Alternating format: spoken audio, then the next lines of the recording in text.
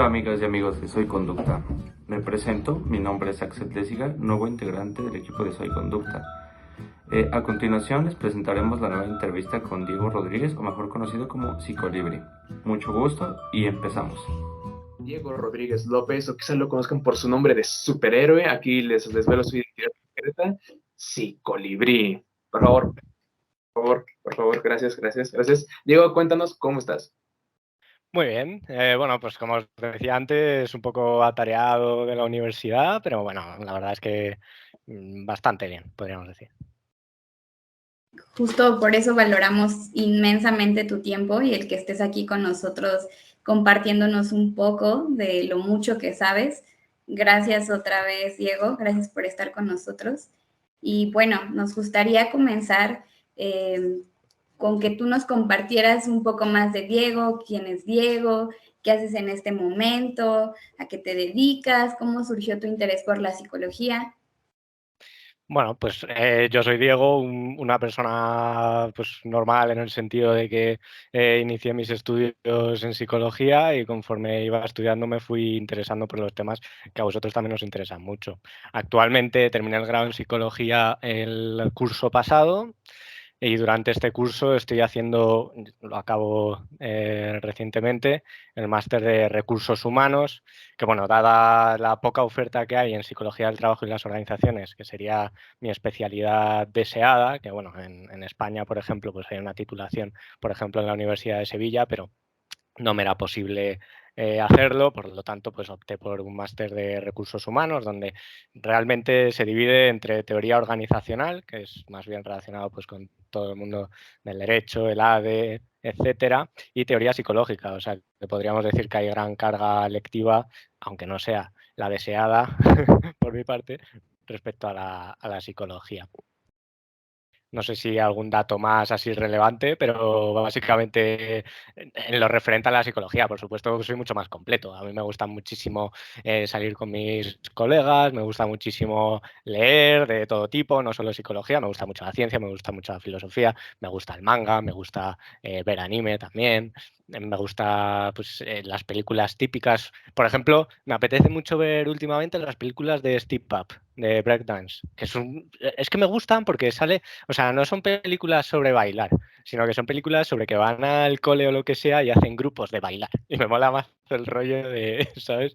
De Somos American Best Dance Crew, que era una serie, un programa que echaban en MTV antiguamente. Qué interesante. Y regresando al tema de que estabas estudiando tu máster y demás, ¿cómo es que surge el interés en el conductismo de tu parte o incluso en otros conductismos y el querer hacer divulgación científica?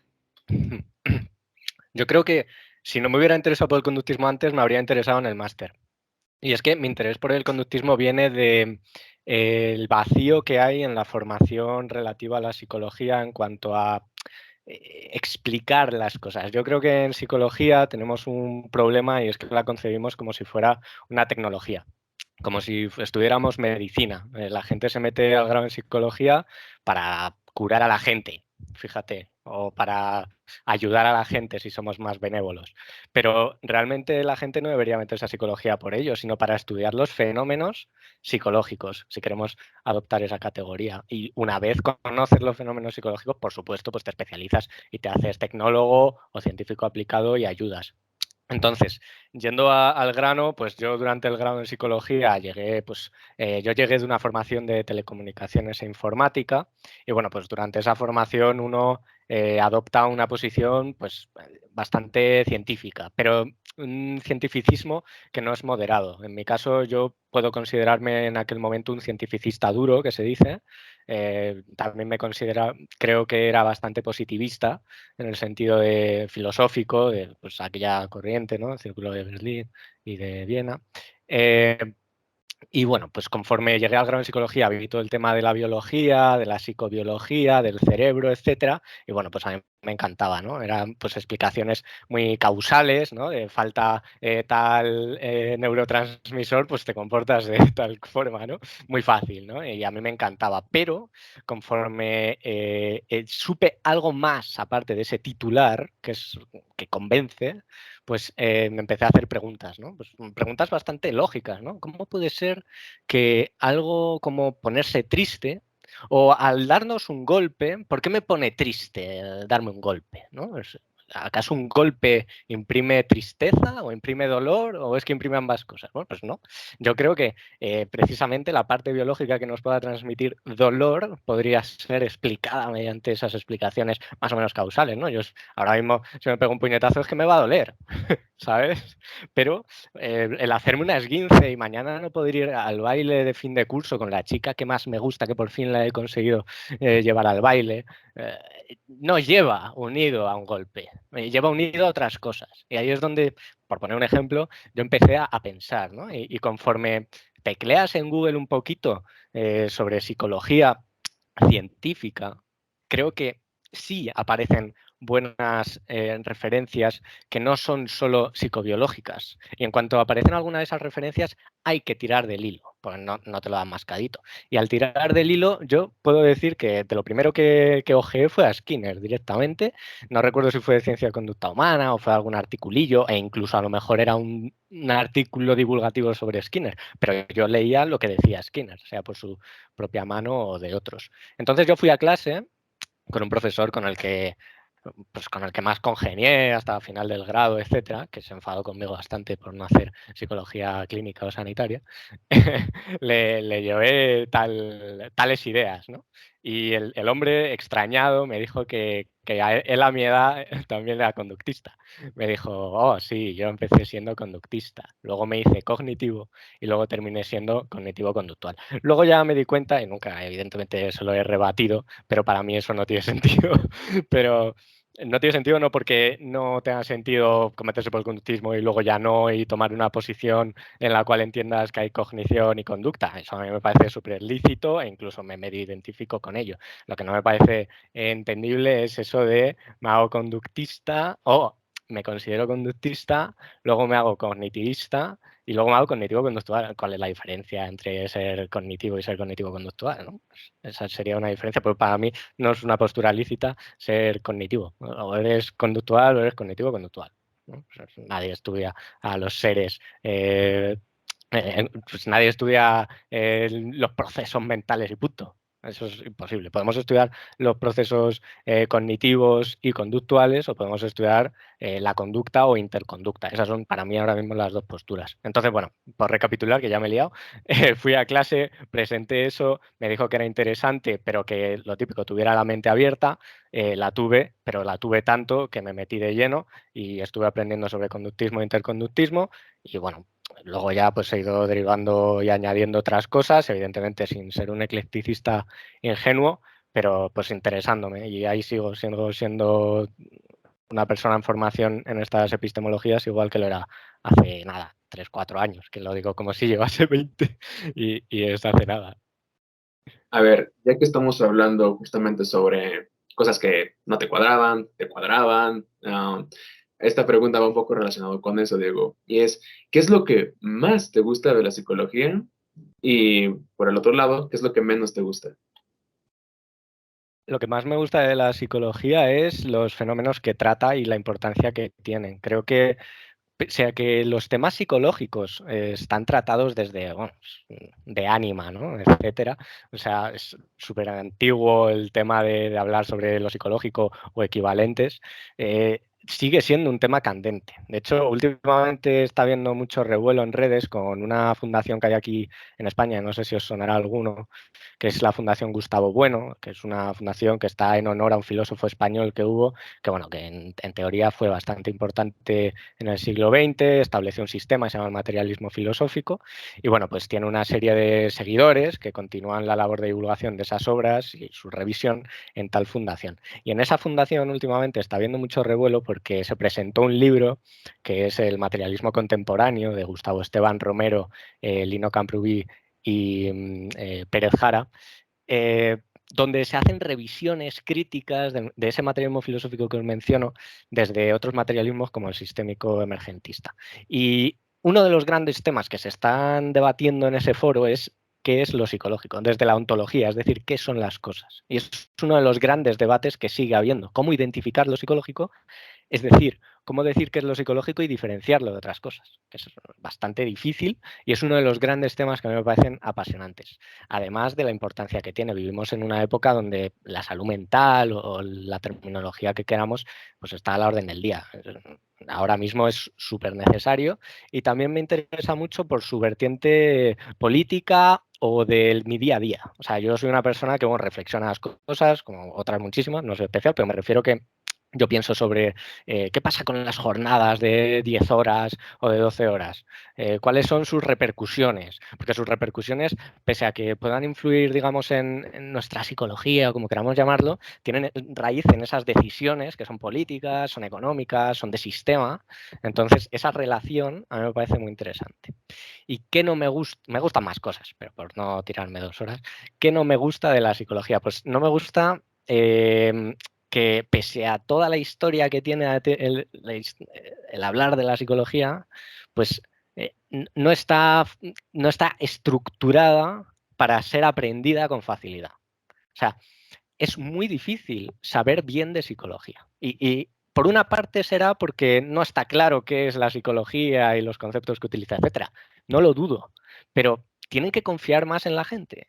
O sea, porque yo tengo la sensación de que han simplificado la enseñanza de la psicología para que podamos ser productivos, para que no nos rayemos mucho, no nos comamos mucho la cabeza.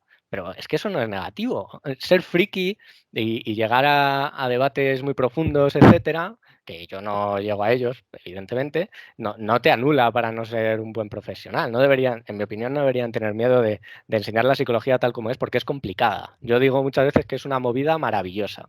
Y esa conjunción es una movida que habla de la complejidad y es maravillosa porque es apasionante. Entonces, lo que más me gusta es esa parte de apasionante, pero es que también me gusta la de movida. Así que lo que no me gusta de la psicología, sus razones me gustan. Las razones por las cuales no me gusta algo de la psicología me gustan y es esa complejidad. Es lo que deriva en todos los problemas de la psicología. Vienen de la complejidad y de la torpeza. Porque mientras algo funcione, aunque pueda funcionar mejor, no lo van a tocar. Mientras la gente se siga apuntando al grado en psicología y siga reproduciendo los mantras y dogmas que se digan, van a seguir produciendo psicólogos y van a seguir habiendo psicólogos que hagan bien su trabajo porque pues evidentemente hacen lo que pueden y lo hacemos pues como podemos todos, aunque lo enseñaran bien, haríamos lo que podemos. Pero esa es la gran problemática. Entonces no me gusta su estado de primacía en el sentido de su enseñanza. Y fruto de ese estado de primacía en cuanto a su enseñanza está su complejidad a la hora de aplicarla. La psicología está dominada por la cosmovisión de que es una rama sanitaria, además de tecnológica, como decía antes en cuanto a la psicoterapia, y no es solo clínica. La clínica o sanitaria es una finalidad que se puede dar a la psicología y nada más. Pero está dominada por ese pensamiento. Entonces, no me gusta que esté dominado por ese pensamiento porque, uno, pese a que te dediques a la clínica y sanitaria, es un trabajo que no está bien estandarizado, seguimos teniendo problemas, hablo por lo menos desde España, aunque seguro que allá también, pero en España, por ejemplo, sigue habiendo debates. Hoy mismo veía que en el sistema de funcionarios a los psicólogos clínicos les bajaban de rama. En sanitaria hay muchísimos falsos autónomos. En organizacional, que bueno, yo es que no sé ni si considerarme un psicólogo organizacional porque uno se siente solísimo. Parece que aunque te metas a estudiar psicología organizacional por tu cuenta, no vas a poder aplicarlo porque no es una decisión tuya. En psicología de la educación, 3/4 de lo mismo, porque tú te sacas el grado en psicología, te sacas el máster de acceso al profesorado o con rama de psicoeducador, no me acuerdo ahora el nombre, de orientador escolar, y luego entras a opositar y el ratio es absurdo, igual que con el PIR aquí en España, que no sé si es uno de cada 30 y algo, pese a que lo han subido ahora las plazas por este tema de la salud mental. Pero es muy difícil aplicar la psicología. Entonces, claro, pues necesita mucho tiempo. A mí me gustaría estudiar psicología dentro de 1000 años, a ver cómo es. Justo ahorita que nos mencionas eso de la complejidad de la psicología, en una entrevista mencionabas que se cree que el conductismo deja muchas cosas de lado, que deja las emociones, que deja lo humano, los valores, a los demás. ¿Por qué consideras que todavía se mantienen esos prejuicios y se encuentran vinculados con el conductismo? Yo creo que es por la torpeza que os decía antes. Como es un argumentario que funciona, pues sigo diciéndolo. ¿Sabes? Es un argumentario que sirve. Porque tú si te lees un poco la historia de la psicología, es siempre un paso previo a la revolución cognitiva. Es como, esto no funciona y hemos traído algo que funciona. Y es un argumentario vamos, que cala. O sea, pues no sé, es como si de repente descubriéramos los números y dejáramos de sumar juntando piezas, ¿sabes? Pues para la gente es una revolución, evidentemente. Entonces, yo creo que se mantiene por sus consecuencias en ese sentido. O sea, sus consecuencias son que funciona y se sigue manteniendo. Y además, por otra parte, siendo un poco autocríticos, aunque no me considero conductista ni he hecho nada por el conductismo en mi vida, pero por meterme en ese papel, eh, también han sido muy cerrados. Por ejemplo, sus posiciones filosóficas o eran aceptadas o no nos movemos de ahí. O leemos a Cantor y a Smith, o leemos a Chiesa, o leemos a Skinner, o no hay mucho más. O a Ribes, si quieres, que bueno, es bastante criticado desde el punto de vista filosófico. Eh, pero yo creo que deberían haberse abierto un poco más. Había un debate de Engrama, creo, donde estaban Edu Polín y Olmo, creo que se apellidaba, se me ha olvidado, aunque he hablado con él muchas veces, pero se me ha olvidado el apellido, y debaten sobre conductismo y Claro, cognitivismo. Aarón del Olmo, ¿no? Es verdad, Aarón del Olmo, sí. Y Edu, o sea, evidentemente, ambas posturas son súper válidas. Aarón del Olmo literalmente trabaja con personas ayudándolas muchísimo, aunque sea desde un punto de vista cognitivo, evidentemente. Y Edu Polín, 3/4 partes de lo mismo, ha hecho muchísimo por el conductismo en España, etcétera. Y le decía Edu Polín a Aarón que, por una parte, respondiendo a lo que yo estaba acusando ahora al conductismo, la neurociencia podría ayudar mucho al conductismo, análisis de conducta o como lo queramos llamarlo, pero es que a su vez el análisis de conducta tendría mucho que aportar a la neurociencia o a cualquier ciencia o disciplina que trabaje junto a la psicología. Entonces es algo, pese a que no conozco la historia del conductismo, a lo mejor estoy siendo injusto porque sí se ha intentado 1000 veces, pero por lo menos es la sensación que me da a mí como persona que ha estudiado psicología, que se cierran en sí mismos y en sus debates. Lo ha dicho Cantor, Chiesa o Skinner, y si no lo han dicho ellos, no vale. Pues eso a mí me parece que no es un buen punto y eso no ayuda a que la gente pueda abrirse a abrir un libro sobre conductismo, pese a que deberían de hacerlo. A mí eso me enfada bastante. El tema de las emociones, etcétera. Yo mismo lo acabo de decir con el ejemplo de hacerse daño en el tobillo. No estaba hablando de otra cosa que de emociones. O sea, no estaba hablando de que levantas el pie al andar. No lo he mencionado en ningún momento. Eso sería algo puramente de respuesta. No sería ni de conducta, si conocemos bien los conceptos. Pero parece ser que no escuchan a quienes hablen desde unas coordenadas conductistas. Porque es que abres conducente conducta humana o joder, contingencia y drama, que es el libro de Marino Pérez divulgando sobre el conductismo. Contingencia y drama, drama.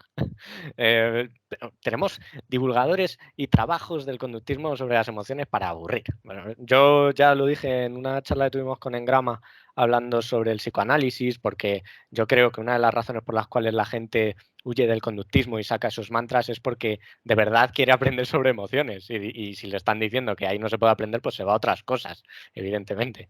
Pero yo lo que decía en esa charla es que no necesitamos ir a cualquier cosa porque no hay otra cosa. Es que sí la hay. Desde el conductismo y el cognitivismo hay posturas sobre las emociones muy interesantes y sobre el conductismo, pues por ejemplo, citaba en esa charla que os decía a Julia Amor.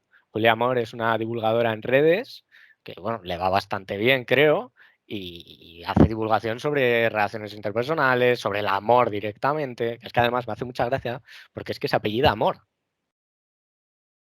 O se apellida algo que tiene la conjunción amor y al juntar Julia Amor. Ah, no, es Moreno, Julia Moreno, creo. Y entonces es Julia Amor, ¿sabes? Y me parece muy fuerte. Es como si estuviera predestinada para ello. Se lo dije hace muchísimo tiempo. Y bueno, pues yo creo que más o menos ahí vemos un poco las razones por las cuales al conductismo se le entiende así, pero es que no es nada real, no tiene sentido. Si es que el conductismo y el cognitivismo son epistemologías, son formas de estudiar científicamente lo que hemos considerado fenómenos psicológicos. Y lo psicológico pues es algo que está sin definir, como digo, para diferenciarlo de otras cosas y siga debate, pero más o menos tenemos una idea aproximada. Por lo que decíamos, ¿por qué me pongo triste al no poder ir a la fiesta de fin de curso con la persona que me gusta? Pues ahí tenemos algo psicológico, evidentemente. Y el cognitivismo y el conductismo son propuestas para estudiar eso. Que luego haya un debate sobre cuál es mejor, pues por supuesto, joder, eso es una maravilla. Pero es que la gente no está acostumbrada a tener debates científicos. ¿Por qué? Y ya termino. Porque se piensan que estamos estudiando medicina, donde no se debate científicamente, se debate si se abre así o asá la tripa, ¿sabes? Evidentemente habrá debates también, pero es una tecnología, también puede ser ciencia aplicada, pero es una tecnología. Pero es que nosotros somos la física. Y en la física hay propuestas, relativista, cuántica, no sé qué, y debaten, y perfecta. Pues tenemos cognitivismo y conductismo y debatimos. Justo con esto que acabas de mencionar y a lo largo de tu trayectoria como divulgador, ¿cuáles consideras que son algunos de los obstáculos actuales para hacer divulgación científica?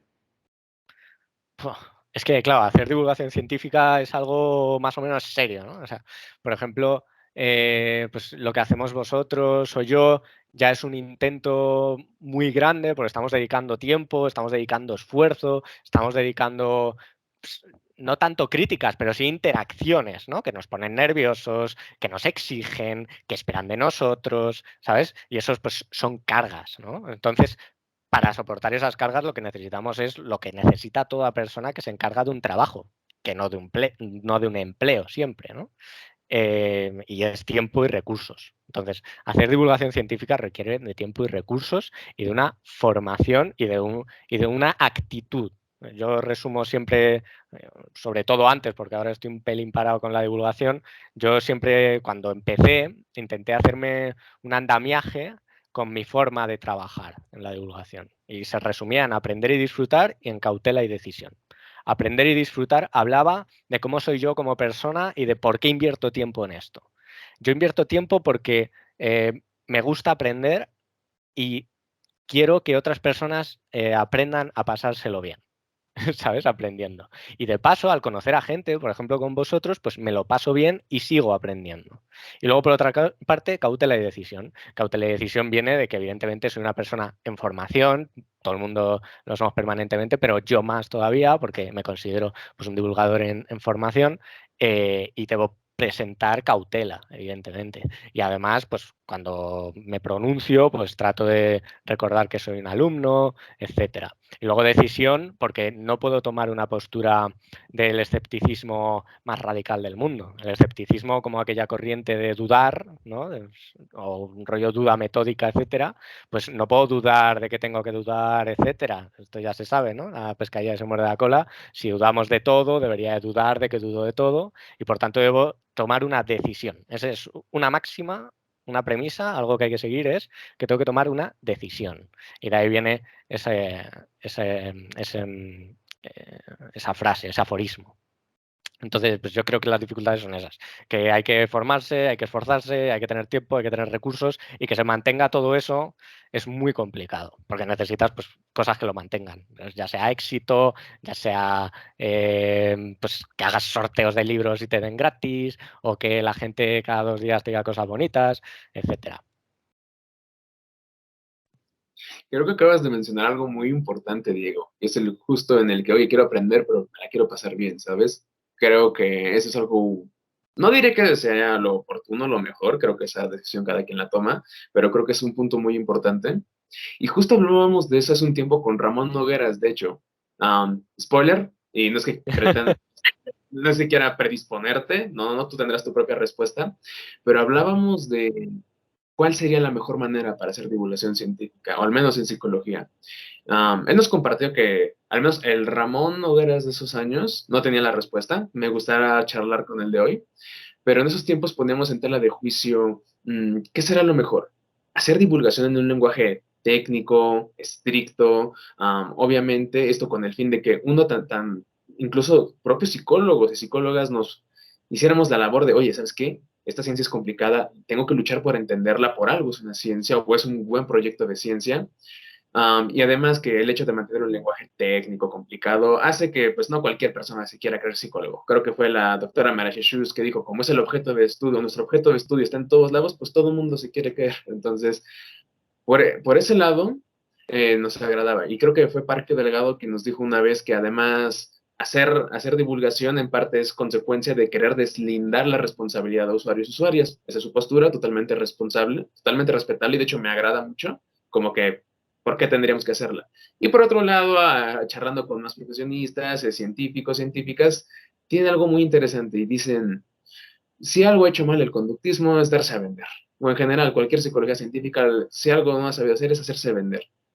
Entonces, en ese contexto, con ese preámbulo, con distintas posiciones, ahora nos gustaría preguntarle a Diego Rodríguez López, nuestro superhéroe psicolibrí, el que dice, ¿debería hacerse en un lenguaje digerible, en un lenguaje técnico, o sí, no, dependiendo de la circunstancia, o para quién? ¿Tú qué opinas? Joder, pues es un muy buen tema, me parece complejo. Estoy de acuerdo con Eparquio, me gusta esa postura.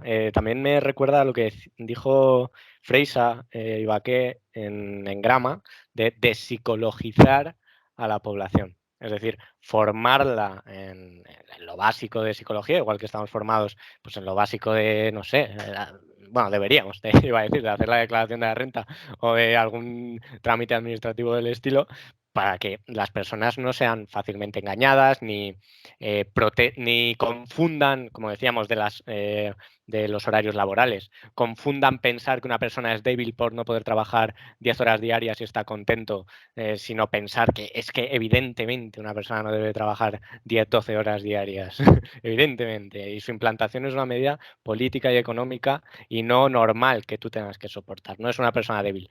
Justo antes y luego sigo con el tema. Justo antes me decía una persona, bueno, en realidad enlaza, me decía una persona en redes, porque criticaba a un youtuber o streamer sobre su... estaba emitiendo cómo apostaba, pero grandes cantidades de dinero y en un no es un juego rollo counter que pagas un arma para tener la skin, sino que era un juego rollo casino, pero simulador. Y bueno, pues lo criticaba en plan, pues estás enseñando a las personas que te ven, que muchas veces son muy jóvenes, que apostar es normal o que está bien incluso, que reporta beneficios, cuando se sabe perfectamente que a la larga nunca reporta beneficios, si no, no se sostendría el negocio para empezar. Y me contestaba una persona, que evidentemente es seguidora suya, que quien vea eso y acabe mal es culpa suya, ¿no? Pues ahí a esa persona habría que despsicologizarla en el sentido de formarla lo más mínimo. O sea, lo más mínimo es que no nos comportamos como nos comportamos por arte de magia. Ni yo cité ese tuit por arte de magia, sino porque ya tengo una historia previa que me sensibiliza con ello y que sé que esa influencia afecta por mis estudios, estamos en esta entrevista por la experiencia previa, etc. Pues esta persona se piensa que me ha contestado al tuit porque ella quiere, porque para nada tiene algún tipo de aprecio o de apego a la persona que he criticado y por tanto se anima a contestarme, a tomarse su tiempo a contestarme, etc. Esta persona necesita saber que su decisión no es propia per se, sino que evidentemente tiene unos antes. Por tanto, ahí sería un buen punto. Precisamente, yo no he sabido darle a entender a esta persona qué dice la psicología de la influencia y de la persuasión, por ejemplo. Es muy difícil divulgar, porque tenemos unas creencias anteriores sobre lo psicológico que es que impiden que nos adentremos en esas temáticas. O sea, se rehuye. Sin embargo, con la física no pasa igual, ¿no? O sea, creo que la física, evidentemente, es una de las disciplinas más antiguas que hay en cuanto a su cientificidad. Siempre que digo cientificidad me refiero a una cientificidad moderada, no estoy diciendo que la ciencia sea la única opinión que sirve, etcétera. Se me entiende. Con la física no pasa igual del todo porque ya está bastante establecida y bueno, pues yo qué sé, hemos ido a la luna, ¿sabes?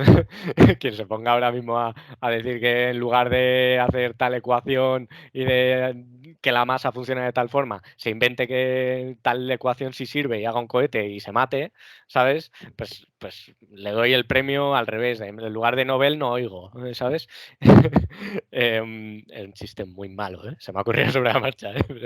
Entonces, en psicología no ocurre eso, porque como decía Froissart y como decía Engrama, que es uno de sus aforismos, que es no por todos comportarnos, entendemos de comportamiento. Y es muy bueno, porque todo el mundo a lo largo de su vida va a pensar sobre por qué se comporta como se comporta. Otra cosa es que no se lo pregunte adecuadamente y que no encuentre las respuestas, pero todo el mundo se lo va a preguntar. ¿Por qué? Todo el mundo. O sea, todo el mundo quiere saber. No sé si era Hipócrates o Aristóteles, pero típica aforismo que da igual quién lo diga. Lo verdadero importante es la frase y su contenido. Es interesante, todo el mundo quiere saber. Sin embargo, es más o menos complicado saber. Yo para afrontar el problema de la divulgación respecto al lenguaje coloquial o el lenguaje científico, creo que acudiría a que hay que encontrar un equilibrio. Por una parte está lo que se dice de nuevo, no sé si decía Einstein u otra persona, si no eres capaz de explicar algo es que no lo has entendido, ¿no? Por una parte está ese extremo y por otro está el que es complejo, es que requiere de lenguaje científico. Porque es que si no nos avanza, no lo conseguimos, ¿sabes? Luego en un estudio, si no has discretado qué estás estudiando en concreto, pues es muy imposible que se saquen conclusiones. Ya es difícil haciéndolo bien, pues imaginémonos haciéndolo mal. Entonces, en la divulgación hay que encontrar pues, un punto medio, ¿no? Un punto en el cual sea legible, pero que no olvide la complejidad. Y eso es altamente complicado. Yo todavía no lo he conseguido. A mí me han dicho muchas veces que no se me entiende a veces, etcétera. Y eso es porque como yo estoy en fase de aprendizaje, pues todavía reproduzco la forma en la cual aprendo. Por tanto, no explico, sino que repito prácticamente. Pese a que evidentemente lo adecue a lo que quiero decir, estoy repitiendo todavía. Y eso es porque no estoy cumpliendo uno de los extremos. Todavía no lo entiendo del todo. Oye, Diego, y considerando esta parte y que en ocasiones la ciencia se basa en postulados y principios que no son científicos, ¿tú qué le dirías a una persona que está estudiando psicología? ¿Cuáles tú les dirías que consideras que son las bases epistemológicas que deben tener para ese estudio? Claro, es que una persona cuando entra a estudiar psicología, bueno, en realidad cualquier persona, ¿no? Una persona que se dedique, en realidad a estudiar, es que tenemos que retrotraernos a alguna primacía, ¿no? ¿Por qué aprendemos? ¿Por qué queremos saber sobre algo? Y luego ya veremos si lo aplicamos, pero ¿por qué queremos saber sobre algo, ¿no? Deberíamos de educarnos, porque evidentemente nada nace de la nada, deberíamos de educarnos en por qué queremos aprender. Y cuando uno se educa en por qué quiere aprender, termina cayendo en que, joder, quiere aprender bien, no quiere aprender de cualquier manera. Yo también he estudiado por estudiar, yo también he entregado trabajos por entregar, pero si me meto a estudiar psicología, lo que yo puedo pedir o recomendar a esa persona es que si lo quiere disfrutar, tiene que aprender. Y tiene que aprender bien. Y para aprender bien tienes que efectivamente fijarte en la epistemología. La epistemología, como, bueno, pues, así por decirlo sencillo, Gustavo Esteban Romero decía algo así como que la ontología es el estudio de las cosas, como decíamos antes, y la epistemología sería el estudio de cómo estudiamos las cosas, ¿no? Pues la filosofía de la psicología sería una epistemología de la ciencia, es decir, una parcela de la realidad. Ontológicamente se postula que hay física, química, biología, y podemos meter por ahí política, lo que sea, sociología, tecnología, y entre la biología y la sociología, pues también se podría colocar la psicología. Pues esa parcela, si atendemos a su filosofía, sería una epistemología del conocimiento científico, porque esas disciplinas no son naturales en el sentido de que existan, las estamos creando nosotros para estudiar fenómenos que se discretizan unos de otros, como decíamos respecto a la esguince, que ya se queda como titular de esta conversación. Entonces, ya dentro de la filosofía de la psicología encontramos también epistemología en el sentido de cómo estudiamos lo psicológico, ¿no? Para estudiar lo psicológico, pues tenemos que, yo creo que primero bueno, para empezar hay que contar con profesores y docentes que nos acerquen esto, porque es que si no es una tarea titánica. O sea, entender la epistemología de la psicología sería acercarse a lo que ha dicho todos y cada uno de los autores sobre la psicología, ¿sabes? Sería muy complicado. Entonces, cuando acotas, yo me quedo con dos epistemologías para mí, que esto lo digo yo y o sea, no lo toméis como cierto, es simplemente una opinión mía como persona normal. Para mí son el cognitivismo y el conductismo. El conductismo está muy bien definido. El conductismo para mí incluye, digamos, el interconductismo, o sea, el conductismo tal como lo nombro, no es ni el conductismo radical, ni el metodológico, ni el psicológico, etcétera, sino que es el conductismo, donde podríamos localizar interconductismo. Y el cognitivismo, que no está definido como tal prácticamente, pues ya ahí encontramos pues que si la psicología cognitiva, la neurociencia cognitiva, etcétera. O sea, es algo que incluso trasciende a la psicología porque de lo que trata es de decirnos cómo estudiar los fenómenos psicológicos. Entonces, yo a esa persona le diría que para empezar tiene que enterarse de cómo es el conocimiento científico, con esa ramificación ontológica que os decía, y una vez identifica dónde está la psicología y con cautela y decisión dice, vale, pues si esto es a lo que han llegado estos señores que dedican parte de su vida, no por falacia de autoridad, sino porque es que no encuentro otra cosa mejor a la que agarrarme, pues ya cojo eso y me voy a la epistemología de la psicología y encuentro cuáles estudian más o menos apoyados en un conocimiento científico, aunque no sea aquí el conocimiento que tenga que tener todo, absolutamente todo, etcétera, como digo al principio, pero tiene que haber conocimiento, tiene que basarse en un conocimiento científico, responsable, con honor a la verdad, etcétera. Entonces, pues una vez dentro de la epistemología de la psicología, pues les recomendaría eso, que se empapen de conductismo y cognitivismo, que no se pierdan tampoco, porque una cosa es querer saber y otra cosa es perder el norte en el sentido de, joder, esto es tan complejo y tiene tantísimas cosas que, buah, me voy a leer esto y hasta que acabe no empiezo a estudiar psicología. No, tampoco. O sea, hay que ser realistas. Hay que tener una idea que nos ayude a ser responsables con lo que leemos luego, por ejemplo, en estudios científicos y tener más o menos una postura, pero no hay que exigirse aquí ser todos, porque nuestra disciplina no esté totalmente establecida, no tenemos que ser nosotros superhéroes, pese a que a mí me digas que soy, no tenemos que serlo, ¿sabes? Entonces les recomendaría eso, que sin volver, ¿no? Que no es nada del otro mundo, leerse 2 libros, que es leerse 2 libros, ¿sabes? Y de leer 4 cosas, pues tenga ahí una posturilla. Y luego, pues si ya nos meteríamos en la ciencia, podríamos hablar pues, de axiomas filosóficos respecto a la epistemología de la ciencia que debería compartir la psicología.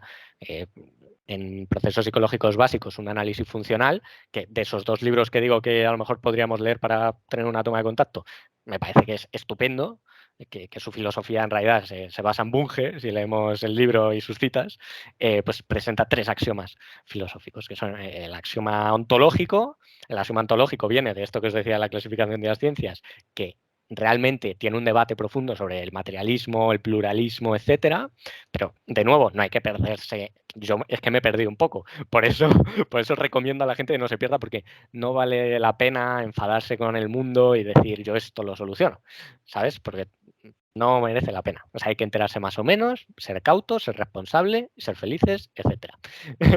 Ser felices me refiero a, pues, a vivir, a salir, etcétera, que yo en ningún momento he dejado de salir, pero por si acaso alguien lo hace. Que nunca se sabe. Entonces, el principio ontológico hablaría sobre de qué están hechas las cosas en su sentido más primario, ¿no? Si existe, por ejemplo, la materia mental, si existe lo mental más allá de la materia, ¿no? El dualismo de sustancia. ¿Existe lo mental y lo material y por eso se interrelacionan?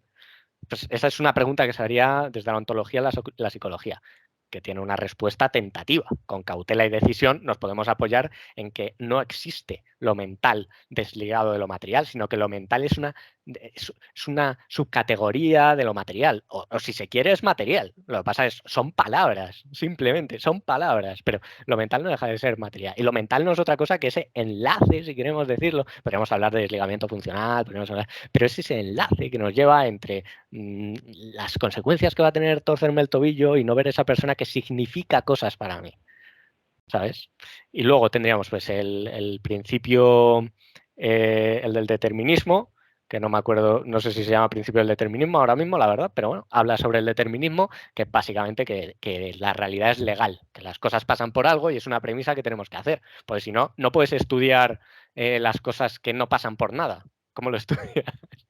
Puedes estudiar si pasan por algo y concluir que no pasan por esas cosas que has propuesto, pero no puedes decir no pasa por nada. Tendrías que haber estudiado todas y cada una de las razones por las cuales podría haber pasado algo, ¿sabes? Entonces, pues yo si tiro esta botella, cae al suelo, pues hay unos principios, hay unas teorías que tratan de explicar por qué se cae. Y luego, por último, pues tendríamos el principio de nuevo no me acuerdo del nombre del principio, pero habla sobre que la realidad es cognoscible, es decir, que se puede conocer, que esto es una tesis más relacionada con el realismo que se dice, habría un debate entre realismo y constructivismo en la ciencia. Y bueno, pues por dejar un titular, yo creo que puedo concluir con más o menos cautela y decisión, en base a Antonio Dieguez, Mario Bunge, Gustavo Esteban Romero, y si se quiere, pues también se lo digo a Ernesto Castro, por ejemplo. Yo no soy filósofo, evidentemente vendrá un filósofo y me dirá, Diego, esto es mucho más complejo, pero con cautela y decisión, como digo, sin volverme loco, para mi práctica profesional del psicólogo y mi entretenimiento de aprender psicología, me quedo con un, una ontología realista, es decir, las cosas existen, independientemente de que yo las vea, aquí hay algo que existe, pero hay un acercamiento a las cosas constructivista, ¿no? En el sentido de, pues, evidentemente, el color, por ejemplo, que es algo que atañe, estoy hablando muchísimo, lo siento, pero el color, por ejemplo, es algo que atañe a los objetos, pero que no está en los objetos en sí, es algo que atañe a una interrelación. Estos colores no existen en la botella, pero, o sea, en parte sí, o sea, no es que yo lo esté creando, sino que yo lo estoy interpretando, ¿sabes? Esta botella para un murciélago no es lo mismo que para mí, pero sin embargo hay una botella, ¿se entiende? Pues eso sería más o menos que uniría el principio de la ontología con el principio de lo cognoscible, que ahora mismo, como digo, no me acuerdo de, no sé si se llama de hecho principio epistemológico, ahora que lo pienso. Pero bueno, en el libro, así os quedáis con las ganas, quien no lo haya leído, Procesos psicológicos básicos, un análisis funcional de la editorial, bueno, es de la UNED, de la Universidad Nacional de Educación a Distancia aquí en España. Perfecto. Lo tengo en PDF, este y otros tantos libros. He compartido muchísimos libros por mensaje directo, así que sin ningún problema, quien vea esto me lo puede pedir. Muchas. Antes de la siguiente pregunta, tengo que decir esto. Para quien vea esto, si es de Latinoamérica, no lo pida. No lo pida, sale muy caro. Siguiente, por favor. PDF. Muchas gracias. Y teniendo esta misma línea, a consideración personal o incluso profesional, ¿crees que todo psicólogo o psicóloga debería de conocer también de filosofía? Bueno, yo creo que, pues, como decíamos, hay que saber de filosofía como hay que saber de si el pescado que me voy a comer está podrido, sinceramente. O sea, hay que saber, pues, dentro de lo que cabe. Evidentemente hay problemáticas que es que no superan. Es que superan a gente que se dedica a la filosofía, como no va a superar a nosotros. Pero yo creo que, uno, dada el estado de la psicología, como decíamos, pues, de que está en primacía como disciplina, digamos, o sea, por ejemplo, bueno, es que, pues eso, desde aquel laboratorio en Alemania, el Leipzig, creo, con el tema de Wundt, etcétera, pues empezamos a decir que, creo que son finales del 19, si no me equivoco, pues es que antes me sabía la fecha, pero bueno, en fin. Pues se empieza a decir que es una disciplina científica, o sea, es que no hace nada en realidad. Entonces, pues está ahí construyéndose, encima ha pasado esto del relato que os decía, bueno, que conocéis de la revolución cognitiva. Entonces, como está en ese estado, digamos, de primacía, en ese sentido filosófico, pues evidentemente tenemos que poner de nuestra parte por saber un poquito. Entonces yo creo que todo psicólogo no le vendría mal una introducción, que es que de nuevo, es que es un libro. Pero esto no es responsabilidad de las personas. Igual que no es responsabilidad del que ve el vídeo de apuestas ponerse a apostar del todo, ¿sabes? No es responsabilidad del alumno de psicología aquí ahora de repente tener una posición súper cuadrada, no. Esta persona ha pagado porque sea formada y para que salga de ahí preparada, ¿sabes? Entonces yo creo que son las escuelas y los grados quienes deberían de, en su plan de estudios, pues dar mayor importancia, que es lo que digo, que a lo mejor son pues 3 días de clase, pero es que ha cambiado mucho el plan de estudios. Antiguamente tenían un poco más de carga sobre filosofía de la ciencia, etcétera. Ahora yo, por ejemplo, no sé vosotros y vosotras, pero yo he tenido historia de la psicología y ahí me han hablado de las raíces filosóficas de la psicología, pero no me han hablado sobre filosofía de la ciencia, sobre lácatos o etcétera, ¿sabes? No sé, ¿a vosotros os han dado filosofía en el grado? Sí, pero Sí. pueden leer el mito de la caverna, el carro alado, Claro, pero eso justo a mí también, pero eso es la herencia de la psicología sobre cómo se estudiaba lo psicológico, porque todos nos hemos dado cuenta en toda nuestra vida, pues eso, que, que sentimos cosas, que etcétera. Pues esas personas decían esas cosas, o lo que nos lleva, ¿no? Los humores, etcétera. Pero no te hablaban sobre cómo se sabe si una disciplina es científica. El problema de la demarcación. eh, ¿cómo- ¿Cuál es la diferencia entre el conocimiento y el conocimiento científico? No nos lo enseñan, ni a nosotros ni en ningún grado y tal, yo creo. Lo que pasa es que nosotros, como tenemos esa particularidad y nos cuelan muchas cosas, pues parece más importante, en mi opinión. Y además tratamos con temáticas que afectan a la salud, etcétera. Entonces, pues tiene más importancia todavía que para un ingeniero. El ingeniero, como digo, o el físico, no se va a poner a hacer otras ecuaciones y va a poner un cohete. No, hace su ciencia y si funciona bien y si no, nada, en principio, salvo los horóscopos, etcétera. Entonces, pues, si a vosotras tampoco os han dado filosofía, entiendo que no. No sé si habéis estudiado en el mismo sitio. Habéis estudiado en el mismo sitio, o sea que tampoco os han dado filosofía. Pues eso. Pues yo creo que lo que deberíamos de saber los psicólogos es lo que buenamente considerarán los expertos que debemos saber de filosofía. Yo creo que pues, esas preguntas que os decía, los principios de la ciencia y más allá del método científico, que es que ni siquiera está bien enseñado en el sentido del método científico del parvulario, no es sencillo, porque de enseñar lo sencillo es de donde vienen las desavenencias en el sentido de no creo en la ciencia. En su momento me la colaron con el método científico, pero la realidad es mucho más compleja. Segunda frase correcta, la realidad es más compleja que el método científico de recojo datos, hago experimentos a prueba de hipótesis. Es mucho más complejo. Si es que ya solo en los valores de P sobre 0,05, etcétera, solo eso ya es un debate complejísimo.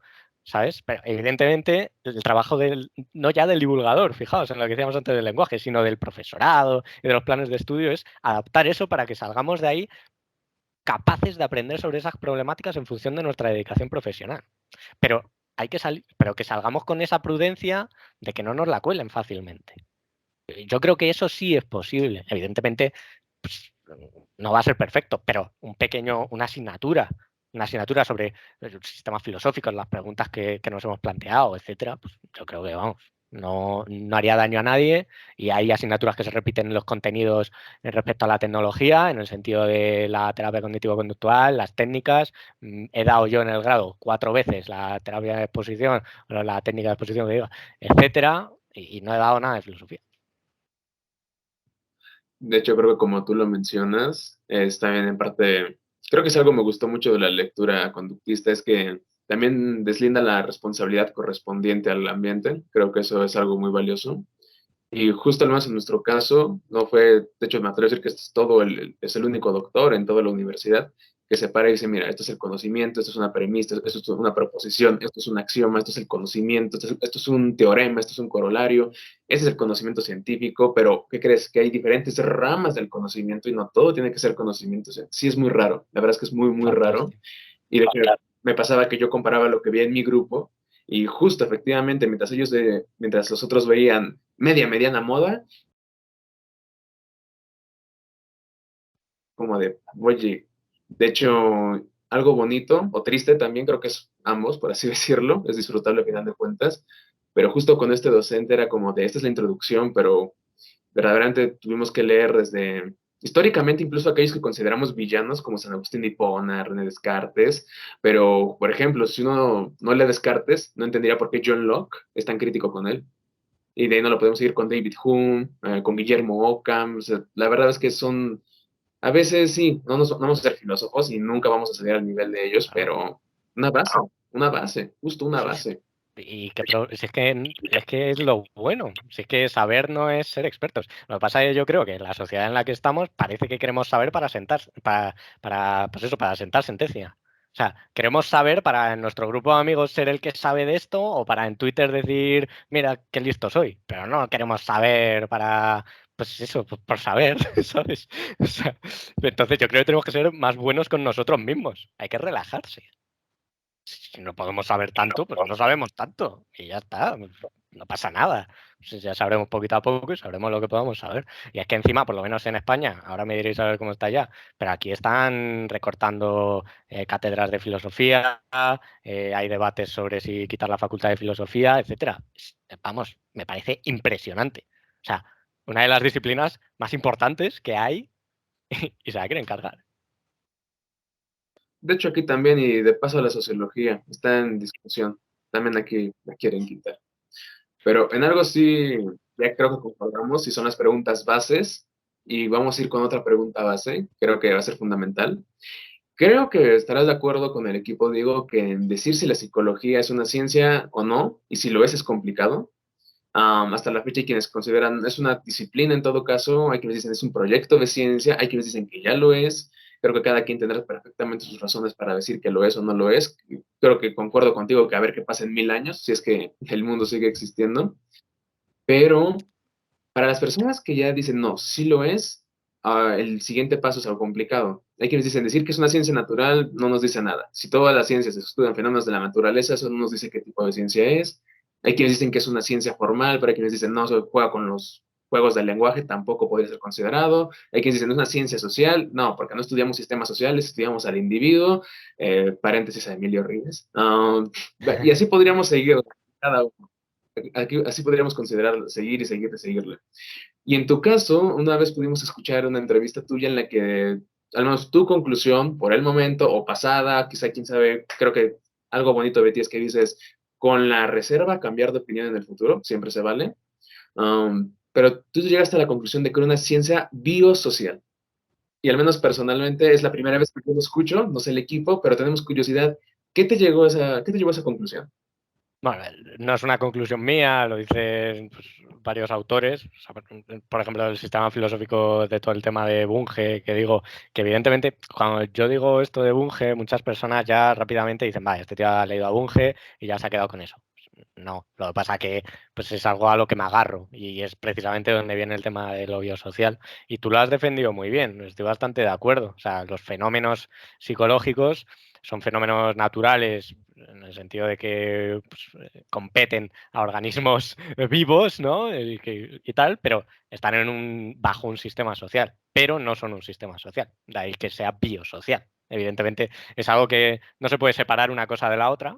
Edu Polín dijo en Twitter en su momento que separar lo biológico y lo social era como romper un billete y tratar de pagar con una de las mitades. Nadie te va a coger ese billete, en el caso de la psicología, la sociología es una ciencia social. Bueno, entonces, pues más o menos esa sería la aplicación, pero sin embargo no creo que sea tan útil la diferenciación entre, o sea, a mí no me ayuda a nada saber si es natural o social, digo que es biosocial por lo que te digo, de que creo que compete a algo natural y a su vez en relación con lo social, que no se entiende sin su relación con lo social, y por tanto lo digo, pero a mí no me soluciona nada, ni tampoco la propuesta de ciencia humana, que se escucha más, por ejemplo, en el materialismo filosófico, con pues, Mariano Pérez, por ejemplo, lo decía mucho, o lo dice, y las ciencias humanas, pues de nuevo, pues hablan sobre humanos, sobre algo que tal, pero es que la psicología no solo trata con humanos. O sea,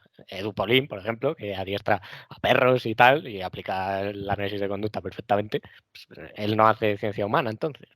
O bueno, o la psicología cognitiva, por ejemplo, hay un concepto de la cognición mínima, de la cual se desprendieron, no sé si son 2 premios Nobel, es así en breve, es una especie de, como de hongo, creo, no me acuerdo porque ya lo leí hace tiempo, una especie de hongo, me lo contó Emmanuel en Twitter, no me acuerdo ahora el apellido tampoco, pero si buscáis Emmanuel os salen mis seguidores o seguidos. Es una especie de hongo que conseguía tener habituación y sensibilización como procesos de aprendizaje y realizaba trayectos en los árboles hacia su alimento de forma más rápida que el que podía plantear el plano de metro de Tokio. Y bueno, pues de ahí se desprendieron, como digo, varios premios Nobel. y no es con humanos. Entonces, pues tampoco es tampoco es una ciencia humana. La psicoterapia, si se quiere, pues sería una tecnología humana. Pero vamos, es que de nuevo a mí no me dice nada. Eh, entonces, pues me parece biosocial, pues eso, porque trata fenómenos de diversa índole. La psicología del trabajo, por ejemplo, y las organizaciones, muchas veces se la ha adscrito a la psicología social, que sí que se relaciona mucho más con los fenómenos sociales, bebe muchísimo de la sociología, etcétera. Pero vamos, ciencia. La psicología puede ser una ciencia, puede ser una disciplina científica en base simplemente, porque es que no hay que comerse mucho la cabeza. O sea, las disciplinas no son algo, son lo que las compone, digamos. O sea, sus teorías, sus personas trabajando, esas personas, si se arman de un conocimiento riguroso, científico, filosófico, adyacente de otras áreas, pues es que es algo tan simple como, por ejemplo, que un psicoterapeuta utilice un calendario, ¿sabes? Eso ya es que está utilizando un conocimiento, ¿sabes? No hay por qué irse solo a las teorías más grandilocuentes. Estamos usando el conocimiento constantemente. Estoy usando un calendario que se basa, pues, en lo que dijeron cuatro gatos en su momento y no es un conocimiento científico, pero lo estoy utilizando. Es un conocimiento y te voy a citar a esa hora para tu cita, para tu entrevista o lo que sea, en distintos ámbitos de la psicología y vas a acudir a esa cita porque hemos usado ese conocimiento, que no es científico. Entonces, pues, simplemente eso es lo que hace que una disciplina sea rigurosa. Luego que sea científica es pues que utiliza pues, el conocimiento científico que trasciende al método científico. Es más, pues que esté informada por su matriz filosófica, que cumpla los axiomas que hemos mencionado antes, etcétera. Entonces, es complicado decir si una disciplina científica, en el caso de la psicología, porque no todo el mundo argumenta las cosas en base a un conocimiento científico. Entonces es muy complicado. Hay un libro que se llama Tres psicologías, donde se habla de es un librito muy bueno donde presenta cuatro posturas. Bueno, la cuarta es muy concisa, pero las tres principales son Skinner, Freud y Carl Rogers. Y presentan qué dicen sobre lo psicológico. Tres epistemologías, podríamos decir. Y ahí puedes ver más o menos cuáles hablan sobre temática científica y cuáles se preocupan más por el quehacer de una persona en consulta, etcétera, que son ya cosas tecnológicas, donde abriríamos un nuevo debate sobre que los tecnólogos deberían informarse en unos temas o en otros de la ciencia, en base a la responsabilidad, etcétera. Pero en tema teorías y tal, la psicología es una ciencia si cumple con esos requisitos de la demarcación ciencia-pseudociencia, pues que son muchos, van desde tener una comunidad científica que no demuestra nada, es simplemente una característica, cumplir los axiomas filosóficos, trabajar de forma empírica y racional, etcétera. Eso es lo que hace que una disciplina sea científica, pero que yo sepa, no hay unos criterios súper establecidos de ciencia natural, ciencia social, y que yo sepa tampoco lleva a nada. No sé a vosotras si os lleva a algo que sea natural o social, pero a mí por lo menos no. Justo ahorita que nos mencionaste, la psicología puede ser una ciencia. Como psicólogos, ¿qué recomendarías, Diego, a nuestros colegas que podrían hacer para que la psicología sea respetada como una ciencia o que se pueda consolidar como una ciencia?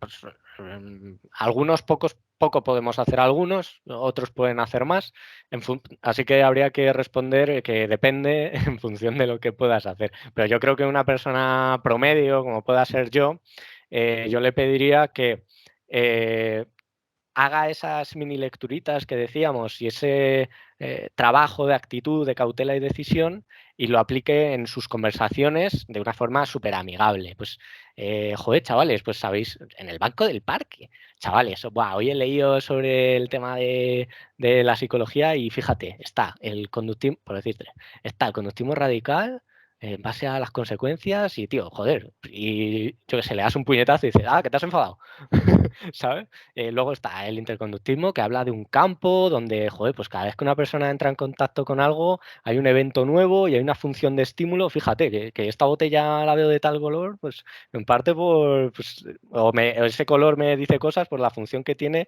y no la forma, o mira el puñetazo que te he dado, a que en forma es un puñetazo, pero en función es una traición porque soy tu amigo, por ejemplo. Y luego está el cognitivismo con sus respectivas interpretaciones de la psicología, para no extenderme más. O bueno, no me voy a extender.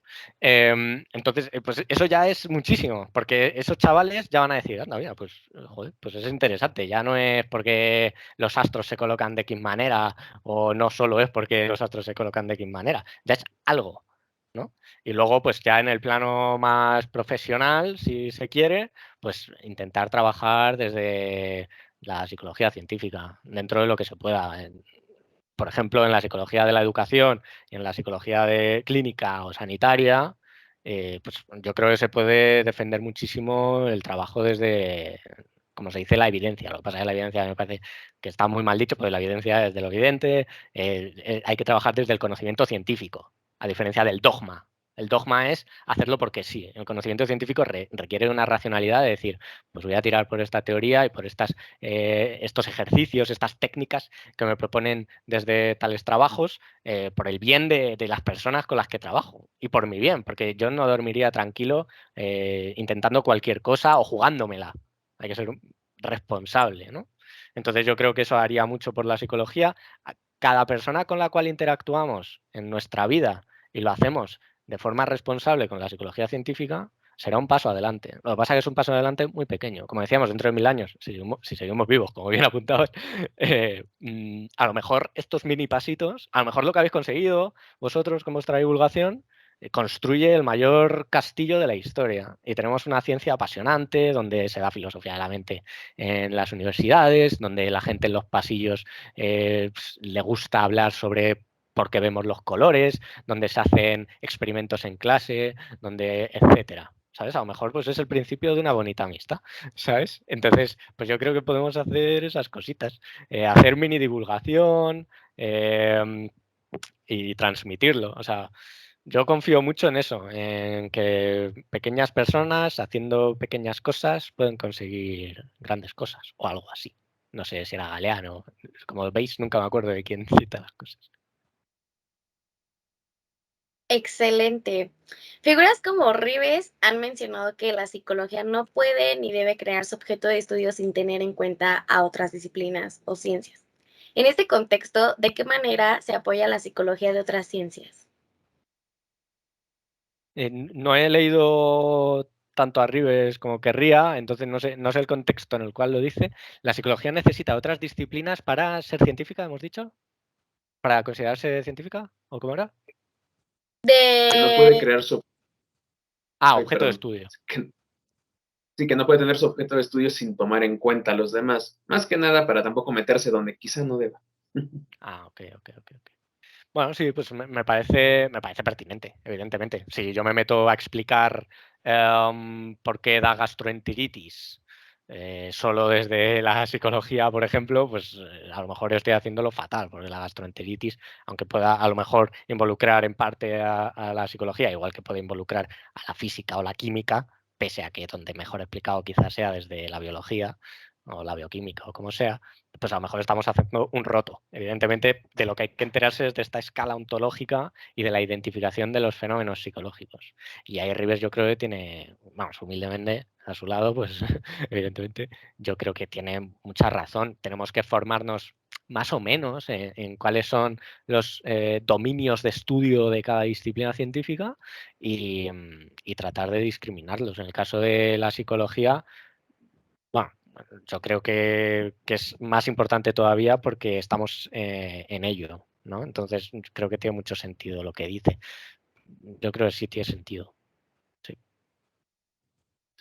Y ahora adentrándonos un poquito ya en Diego, su labor como profesionista, te queríamos preguntar y comentar algo. No sé si en Madrid, no sabemos cómo está allá, pero al menos aquí en México a veces se tiene, no sé, el prejuicio, mito de que, por ejemplo, computación y psicología nada que ver, cosa que me parece un poco criminal a veces, pero quizá ya con tu experiencia y con todos los conocimientos que tienes, por ejemplo, en informática, ¿tú cómo consideras que, por ejemplo, la psicología puede beneficiarse de la computación? Hombre, ya se ha beneficiado, o sea, está todo lo que tú dices, ¿no? Hay muchísima pues, teoría computacional de la mente, en la filosofía de la mente la psicología y la computación están unidísimas y hay muchísimos proyectos de investigación al respecto. Pero no solo eso, sino que la psicología, por ejemplo, en metodología, La informática ha tenido un peso importantísimo. Ahora mismo la ciencia requiere de computación, de bases de datos, etcétera. Eso no involucra, digamos, en si estoy estudiando la relación del neurocicismo con lo que sea. Evidentemente no está ahí la computación, sino en el trabajo para saber algo sobre eso, pero ya está ahí muy involucrada. Sin embargo, en el sentido del objeto de estudio de la psicología, pues es interesante en el sentido de pues, la inteligencia y la inteligencia artificial, pues, sobre también cómo funciona el cerebro, que en parte involucra a la psicología, por lo menos desde los postulados más cognitivistas, es algo donde se mezcla. Sin embargo, hay que tener muchísimo cuidado, porque una cosa es que se pueda relacionar igual que se relaciona con la física, y otra cosa es cerebros máquinas, como tú pones psicología en Google y mitad cerebro, mitad circuito con forma de cerebro. O sea, eso no tiene sentido. O sea, no tiene sentido. De hecho, a ver, tú te pones a investigar un poco sobre inteligencia artificial, etcétera, y es marketing. O sea, lo han llamado inteligencia artificial por llamarlo inteligencia artificial. Podrían llamarlo qué hacer de una máquina aprendida, ¿sabes?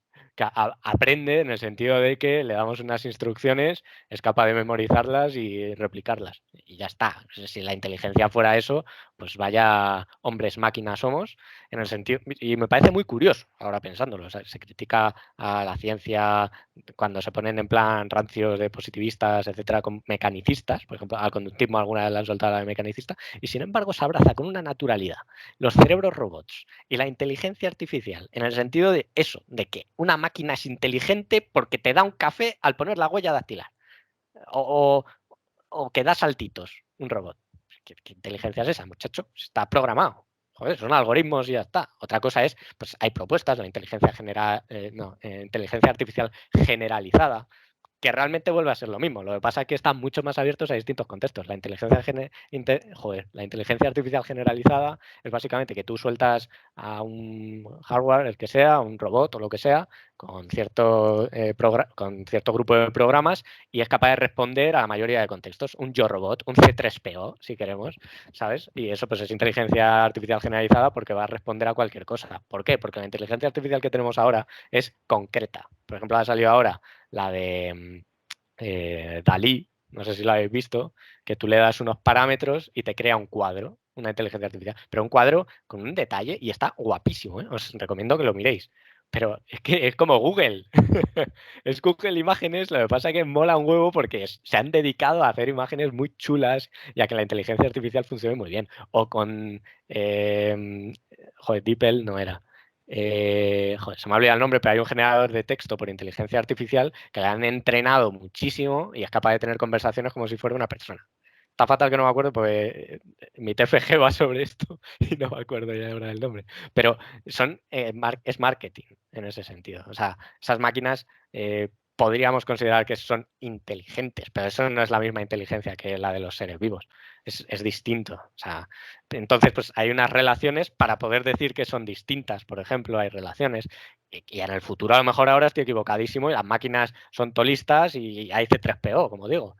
¿Sabes? Que ya sería otro debate. Pero en filosofía de la mente estás, como digo, está para concluir. En filosofía de la mente, que es la filosofía de la psicología más clásica y que además, a diferencia de la filosofía de la psicología, se dedica a problemas que ya conceptualizaron en su momento, etcétera. Filosofía de la psicología habla también de la disciplina. En filosofía de la mente es súper importante la inteligencia artificial, todo el tema de Turing, etcétera. Y además trata con conceptos relacionados con la psicología.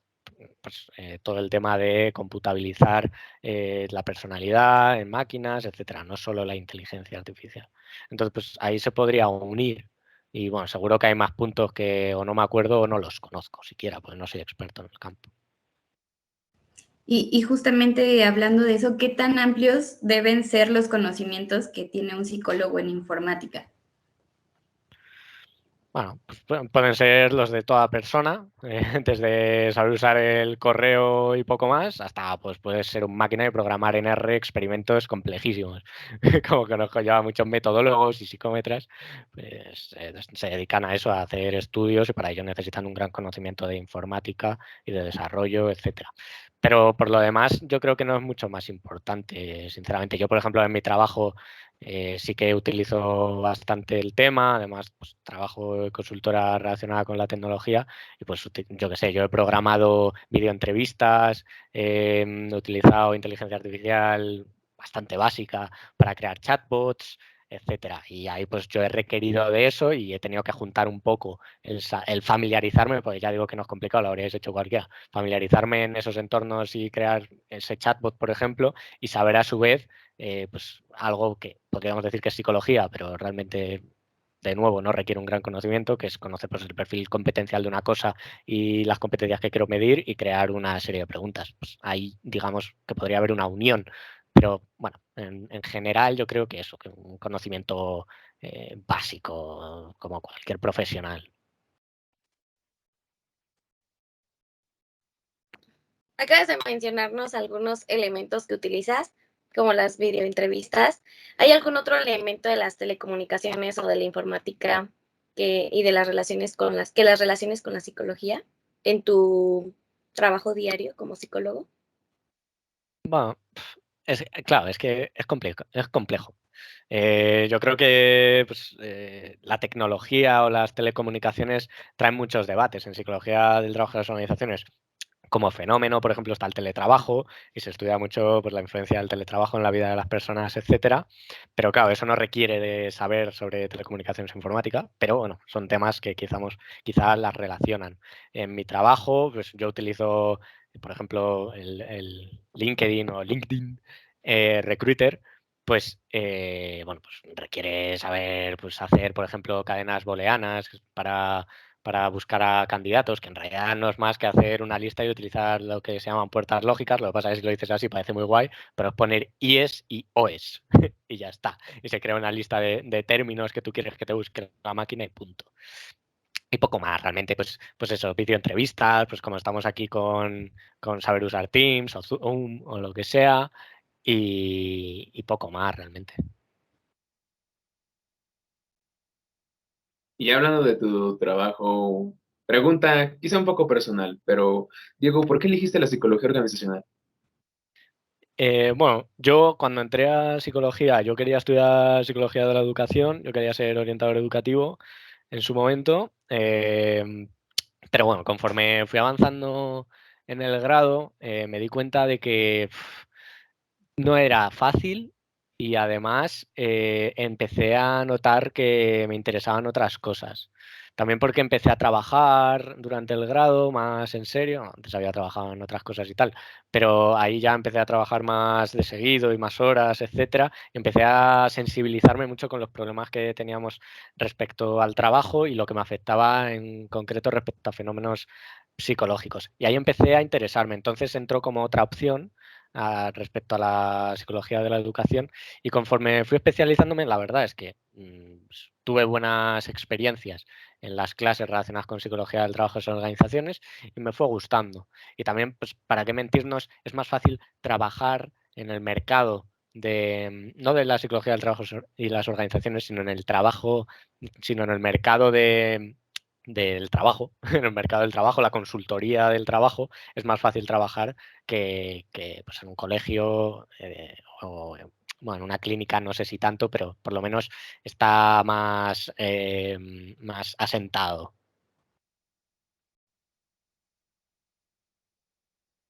Y justo hablando de esta parte a la que te dedicas, Diego, sabemos que el análisis de la conducta tiene un gran campo de aplicación, pero usualmente uno de los prejuicios también es que puede ser complicado aplicarlo en la psicología organizacional, ¿no? Es muy, Y también que se pueda ejercer de verdad, y ya esto ya sea por tiempos, por cargas de trabajo, por recursos, y también es común escuchar o hemos escuchado mucho comentarios como, pues es que sí hago trabajo de oficina, pero no ejerzo la psicología. Entonces, con esto que comentamos, te queremos preguntar qué aportaciones crees que tiene este análisis de la conducta en el área en el que tú te encuentras y si has tenido problemas para ejercer la psicología verdaderamente en tu campo. sí, yo creo que es una pregunta súper pertinente y yo, fíjate, Antes de meterme al máster de recursos humanos, asistí a una charla que era por Teams, de hecho, y cuando terminaba la charla nos estaba dando una especie de introducción al profesor de la Universidad de Sevilla, donde se da el máster de Psicología del Trabajo y Organizaciones, y le hice más o menos esa pregunta. Y bueno, me dijo algo así como que en realidad hay muchísimo trabajo de investigación sobre la psicología del trabajo y las organizaciones. Lo que ocurre es que no está tan integrada en el día a día de las empresas. Y, y bueno, más o menos pues me daba razones de que la practicidad de estos estudios no era tan alta como el mantenimiento de lo que ahora mismo se aplicaba. O sea, por ejemplo, en las entrevistas de selección hay una gran, pero gran investigación sobre la psicología de los procesos de selección. Hay un libro de Chamorro y Furnham de la edición de TEA, donde pues ahí, por ejemplo, hay muchísimas referencias y sin embargo, pues eso no ni siquiera se enseña. O sea, no se enseña porque parece ser que pues, como si no fuera necesario. Igual que se dice mucho el dogma de, y digo dogma porque se sigue sin un desarrollo riguroso respecto a que todas las terapias funcionan igual. Igual que se sigue eso, no sé si lo habéis oído alguna vez, pero se dice eso. En los procesos de selección, como aplicación del ajuste individuo puesto en la psicología del trabajo y sus organizaciones, pues se hace cualquier tipo de entrevista de selección. Y sin embargo hay formas rigurosas de hacerlas, que a lo mejor las diferencias pueden ser hasta más o menos mínimas en la experiencia del entrevistado y del entrevistador. O sea, la experiencia es más o menos igual. El problema es donde cambia es el trasfondo y etcétera. Pero sin embargo, en las empresas, como digo, pese a que contamos con esa investigación, no se aplica porque les vale más que hagas una selección más o menos rápida, estén más o menos tiempo en la empresa y se va y coges otro y etcétera, en lugar de vigilar si se alinea con la cultura de la empresa y va a estar feliz, si el grupo de trabajo al que va a ir es afín o no a ese tipo de persona y si van a hacer un buen grupo, si va a tener relaciones significativas en el trabajo y no va a ser ir 8 horas a calentar la silla. Sencillamente, si va a poder hablar de las cosas que le gustan en el trabajo. Eso es algo que podemos prever. Y cómo se siente en el trabajo, etcétera. En muchos sitios, evidentemente, yo donde estoy ahora, por ejemplo, pues hacemos escalas de satisfacción, buscamos planes de formación, buscamos en reuniones con los empleados para saber cómo están, etcétera. O sea, hay cosas que se hacen, pero no siempre es con la evidencia en mano, sino con el conocimiento coloquial en mano. Es decir, todo el mundo, sin estudiar nada, sabe que hay que vigilar el bienestar de las personas cuando están en un sitio. ¿Sabes? Pero no lo hacen en plan, según dice no sé quién, que tampoco digo que haya que hacerlo según dice no sé quién, pero ese no sé quién ha trabajado en saber si es más óptimo hacer tal cosa u otra. Entonces, en psicología del trabajo y organizaciones, como digo, pues, y como decía aquel profesor que os mencionaba, hay muchísimo trabajo. Pues, y además, una cosa de la que me he dado cuenta durante estos años es que hay muchísima publicación reciente. Hay varias revistas y hay manuales, pero en plan de 2021, 2022, apuñado. Y desde el análisis de la conducta, ¿eh? O sea, está la línea esta de OBM, que ahora mismo no me acuerdo qué significa, pero es algo así como, pues eso, la gestión del comportamiento organizacional. Es OBM. Y hay un manual que han sacado los interconductistas, por cierto. Y que sale Linda Ayes, etcétera. Se llama, a ver si lo encuentro, pues eso, es que estoy traduciendo. La ciencia del comportamiento aplicado en las organizaciones. Una historia y las tendencias emergentes en la gestión del comportamiento organizacional. Entonces, con ese manual, por ejemplo, tú te puedes enterar de desarrollos principales en cada una de las áreas de la psicología del trabajo y las organizaciones, y de ahí puedes tirar del hilo para aplicar en tu trabajo. Pero es muy, muy, muy complicado. Yo no sé si a lo largo de mi desarrollo profesional algún día voy a aplicar algo, porque yo cuando lo estudio me siento solo.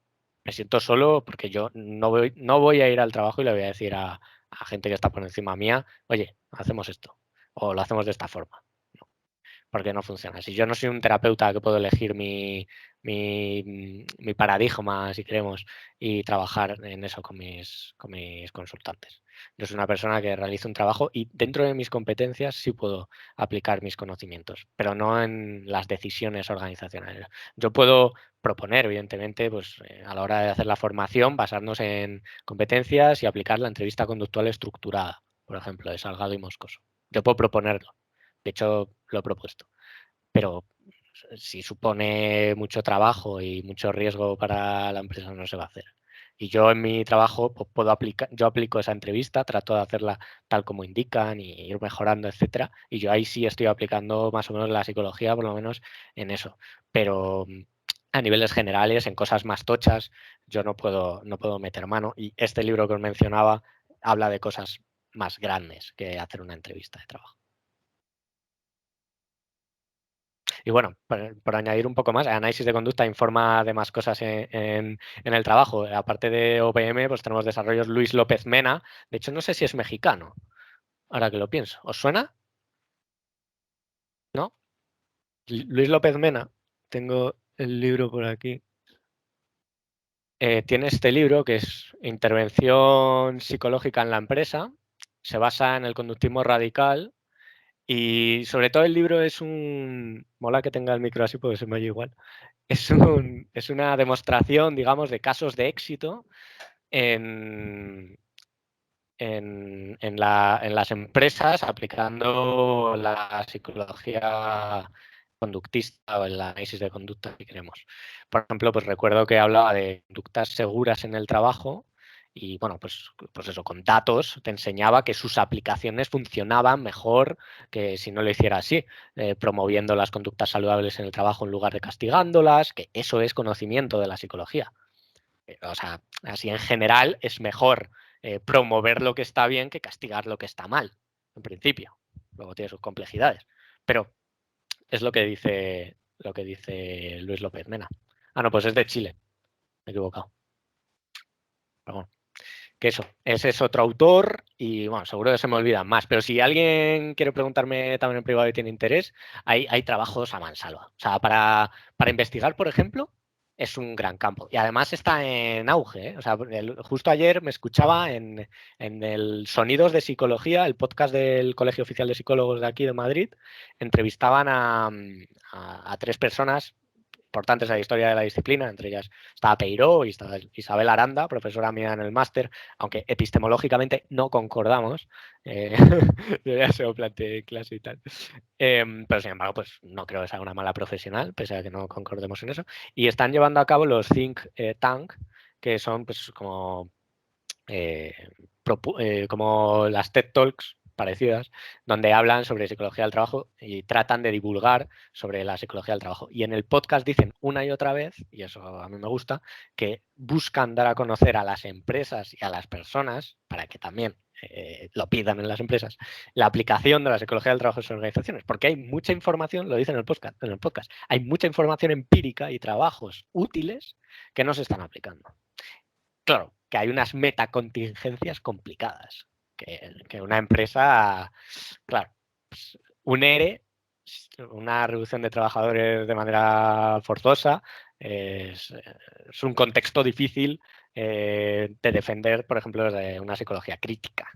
Y claro, pues a una empresa no le gustaría que hubiera un grupo de personas pues criticando desde dentro, desde su punto de vista científico, una decisión. Que decir si él eres bueno o malo no compete a la psicología, pero sí sus consecuencias psicológicas. Es interesante lo que nos compartes de la psicología del trabajo en las organizaciones, ya que aquí en México es común que los psicólogos organizacionales hagan de todo menos psicología. ¿Cómo es esta situación en España? ¿Nos podrías compartir un poco? Yo cuando empecé a pensar si meterme en la psicología del trabajo y las organizaciones, pregunté a una persona en Twitter, que hay una muy buena comunidad para aprender sobre psicología y se lo recomiendo a quien esté viendo esto. Y me dijo eso, que la verdad es que lo que se había encontrado era un trabajo administrativo, de oficina, de todo menos psicología. Y yo, pues lo que puedo decir en base a mis cerca de 2 años de experiencia, no tengo más, es que mucha parte del trabajo es relativo a la administración, depende de lo que te toque. Yo he trabajado tanto en formación empresarial, donde he hecho mucho trabajo de oficina, sinceramente, y luego he trabajado en consultoría de recursos humanos, donde como os digo, he aplicado la psicología en mis entrevistas y en algunos proyectos, como el tema del chatbot, etcétera, pero el resto ha sido un trabajo que aglomera muchas cosas. Pues yo he participado en equipos creando proyectos, etcétera, y ahí pues se reconoce mucho el punto de vista del psicólogo, por lo menos en mi experiencia, y es algo valorable. Pero sí es verdad que es prácticamente una excepción lo que yo viví durante esos meses y el resto de meses, por ejemplo, yo ahora estoy en otro sitio, aunque pertenezco a la misma consultora, y estoy haciendo un trabajo que en mucha parte es administrativa, de tema de contratos, de contactos, de recruitment, etcétera, que no hay psicología, salvo que quieran meterla porque la psicología está en el comportamiento y siempre nos comportamos y en cualquier interacción hay psicología. Si nos ponemos así, pues hay psicología en todo, pero no hay una aplicación de, pues eso, eh, un antes y un después en base a una aplicación psicológica y midiendo su beneficio. Es complicado que tenga mucho trabajo de eso. Pero oye, las hay oportunidades y bueno, poco a poco dicen los expertos que se está ganando importancia, que pues eso, se mide el bienestar y se puede hacer de una forma más o menos rigurosa, la formación se puede hacer de una forma más o menos rigurosa. Luego aparecen las áreas como el coaching, etcétera, donde yo digo que el coaching está llenando el vacío que no ha ocupado la aplicación de la psicología para los profesionales. Pues, es que esto sería un debate aparte. Sé que decir que la psicología, solo por dar un titular para quien nos esté escuchando y nunca se haya planteado esto, la psicología clínica o sanitaria normalmente está definida como aquella que está relacionada con la salud, aunque evidentemente todo es salud y la psicología, cuando tú vas a un psicólogo no vas porque estés enfermo, vas porque hay una problemática, pero es que esa problemática no tiene por qué ser que, joder, me arranco el pelo por las noches. Pues puede ser simplemente que, joder, que quiero dejar mi trabajo y no me atrevo. O yo el ejemplo que siempre digo, pues morderse las uñas, ¿sabes? Por eso puedes ir pues, a un psicólogo. Pero claro, si la competencia, yo lo que digo es que si esa persona que necesita, pues, por ejemplo, eso, está en un equipo de trabajo y quiere atreverse, yo qué sé, es que se me ocurre una tontería, ir al baño eh, una vez al día, pero no se atreve a decirlo y va cada dos, pues yo creo que un psicólogo dentro de una empresa podría ser un buen apoyo dentro de sus competencias, sabiendo que es pues que si es un tema que compete a la salud, como digo, yo creo que ahí sí hay una relación, debe ir a un psicólogo especializado en temáticas más relacionadas con la salud, pues yo creo que podemos ayudarle, porque son principios de comportamiento y son significados y son pues, procesos cognitivos, si queremos, iba a decir mentales, procesos cognitivos me gusta más, y podemos ayudar. Entonces yo creo que ahí la intervención de la psicología en las empresas sería muy interesante y ha sido llenada por el coaching, porque normalmente el coaching se relaciona con altos directivos, por ejemplo, el jefe de turno quería llegar a X cosa, pero en realidad lo puede hacer cualquiera. Yo quiero, pues un futbolista, por poner un ejemplo tonto. Yo quiero marcar 20 goles y marco 15. Pues, pues podemos revisar cuáles son los significados que tiene para ti tirar a puerta, si tienes miedo al meter la pierna en el fútbol, etcétera. Y eso lo puede hacer un psicólogo perfectamente. Lo que pasa es que como no lo hacemos, pues han venido los coaches estos y han tratado de aplicar la psicología y otras cosas, que el psicólogo también aplica otras cosas que no son psicología y también se dedica a cosas que no tienen que ver con la salud. Por lo tanto, los argumentos del coaching respecto a la existencia del coaching se derrumban, porque son básicamente esos, y por tanto podríamos trabajar y podríamos hacerlo. Y la psicología tendría más cabida en las empresas y en cualquier contexto. O sea, y es que además la psicología del trabajo en organizaciones no es solo para una empresa, pues puede ser para una asociación, puede ser para, ¿sabes? Si hay un psicólogo social, por ejemplo, junto a trabajadores y educadores sociales en una asociación de un barrio, puede hacer muchísimo.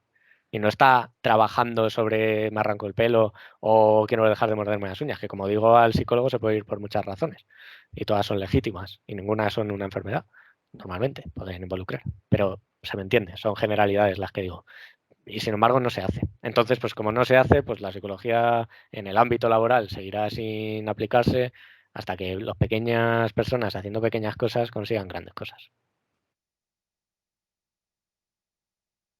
Ahora, notando un poquito de sentimentalismo en tus últimas palabras, debo decirte que vamos a iniciar con las preguntas sentimentales, por así decirlo. Am, y creo que tienes un video relacionado a este tema, así que creo que es una pregunta interesante. Y es, ¿qué consejo le darías a alguien que está por estudiar psicología? Un consejo. Pues mi consejo es que independientemente de cuando entres a estudiar psicología, porque puedes entrar con 18 años, puedes entrar con 25, puedes entrar con 30, puedes entrar con 50, puedes entrar con la edad que sea, es que si lo haces sea, en primer lugar, para aprender y disfrutar. Es que me repito mucho porque es que me parece la clave. O sea, no vayas a joder, a resolver tus conflictos internos. Evidentemente, todo el mundo hacemos las cosas por algo. Yo, por ejemplo, me metí a psicología, como os digo, para psicología de la educación y quería ir a psicología de la educación porque yo me jodí de pequeño, etcétera, en el cole y tal. Evidentemente yo tenía ahí mis significados, nos ponemos emotivos, pero conforme entré a psicología, descubrí que no podía ir buscando respuestas, sino que tienes que divertirte entendiendo qué es la psicología y lo que te enseñan, y ya luego pues hacerte ahí tu macrovisión y te vas a dar explicaciones y puedes encontrar paz en ese sentido. Eh, bueno, yo creo que sería un buen consejo, pues eso, aprender y disfrutar y cautela y decisión en realidad. Y que se lo pasen bien, que no centren su vida ni en lo que estudian ni en lo que trabajan. Que la vida, pese a que es muy importante y más en las personas que no somos ricas, eh, tenemos que disfrutar. Tenemos, pues, si vamos a la universidad, ya sea online o presencial, conocer gente, pasárnoslo bien, conocernos a nosotros mismos, vivir la experiencia a mí me parece clave. O sea, eh, es lo que nos hace al final crecer, tener experiencias. Entonces, pues eso es lo que nos tiene que llevar. Y si se está online, que yo también he estudiado online, foros. Foros y si hay una clase presencial al mes, pues se va y se conoce a quien sea y se debate. Es cuando más se disfruta. Yo estudiando solo me aburro mucho. Necesito hablar, no hablar tanto como estoy hablando ahora, porque esto se supone que son términos de entrevista. O sea, yo dejo hablar mucho más. Me gusta más hablar que solo decir yo. Pero eso recomendaría. Y siguiendo con estos consejos, Diego, después, ¿qué consejo le darías a alguien que acaba de terminar el grado en psicología? ¿Qué está para después? Bueno, pues le diría que estamos igual, porque yo he terminado hace nada. Entonces, pues yo creo, a ver, pues, lo poco que he podido reflexionar hasta ahora es que echo de menos el grado. Yo, a ver, soy una persona que, bueno, como todos, ¿no? Yo creo que echamos de menos pues lo que ha pasado y nos ha gustado, ¿no? Evidentemente, echo de menos también ir al parque de atracciones porque ya no voy. Pero el grado en psicología, a mí yo tuve muy buena experiencia y lo echo de menos. Entonces, pues un consejo de alguien que acaba de terminar es que no se olvide de lo bien que lo pasó en el grado para que nunca caiga en si mereció la pena o no en base a lo que consigue después. Porque no, las cosas no solo valen porque les demos una practicidad, sino por la experiencia que nos han dado. Pero es muy complicado también decir esto porque hay una vida, hay unas condiciones materiales. Hay personas que estudian psicología y necesitan trabajar en un trabajo cómodo porque no van a tener posibilidades de estudiar otras cosas, etcétera. Han visto a sus padres sufrir mucho teniendo trabajos que normalmente se tienen si no has estudiado, etcétera. Ese es un gran problema. Pero bueno, dentro de lo que cabe, pues eso, reflexionar sobre la experiencia que hemos tenido, si ha sido buena, si ha sido mala, pues al carajo. O sea, pues, me quedo con lo bueno, que a lo mejor ha sido leerme 4 libros y conocer un profe, pues perfecto. O sea, arrópate en eso, porque la vida se nos va minuto a minuto, decía Mújica, y, y en la vida no se puede comprar, o sea, en el supermercado no se puede comprar la vida, decía. Pues eso, que reflexione sobre lo bueno que ha tenido y que afrontemos el futuro con, pues eso, con algo de optimismo, ¿no? Y realmente, pues eso, aportar granito de arena allá donde estemos y a intentar estar lo más contentos posible.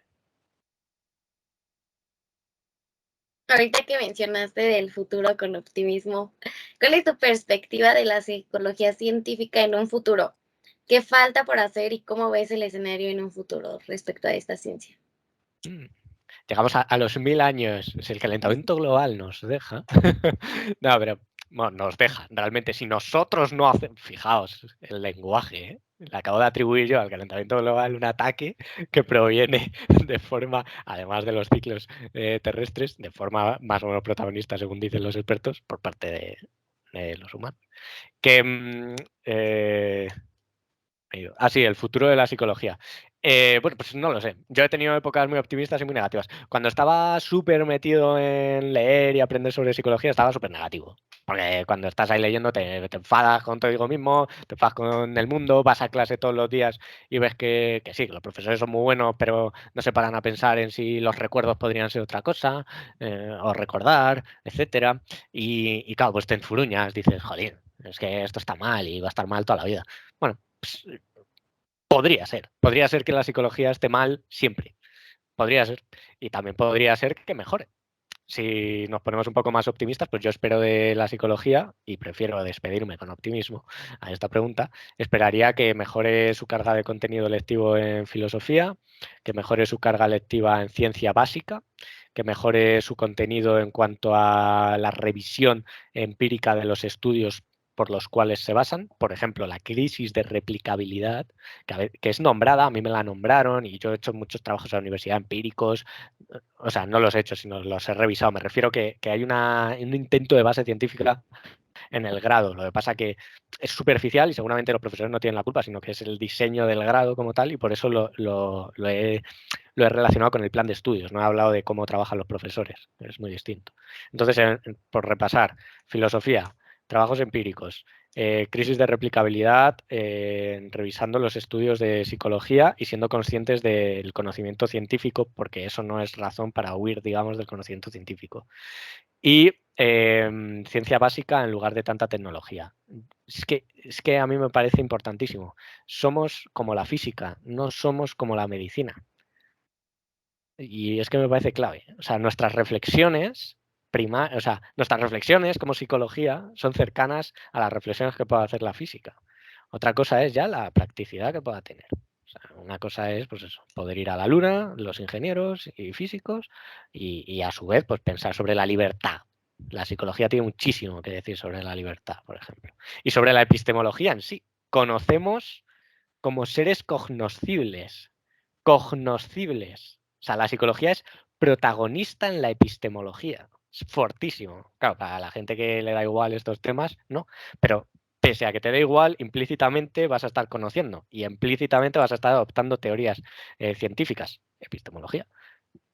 Así que yo espero que cambien esas cosas en el futuro de la psicología y bueno, pues tengamos un contenido más acorde a lo que pueda exigir alguien que mínimamente reflexione sobre la psicología y que de nuevo que haya muy buena experiencia estudiando psicología y poniéndonos más críticos, que la psicología no se politice o no se relacione con la política estrechamente y la ideología, sino que se conciencie de las repercusiones que tiene lo que decimos en psicología y las repercusiones que tiene asumir responsabilidades políticas a las personas. Y ese trasvase a mí me parece que recae en que no está bien trasladada a la población, incluidos los alumnos, qué es lo psicológico. Es un debate, qué es lo psicológico, pero podemos saber que sí y que no siguen la carrera del debate. Y entre ellas no está,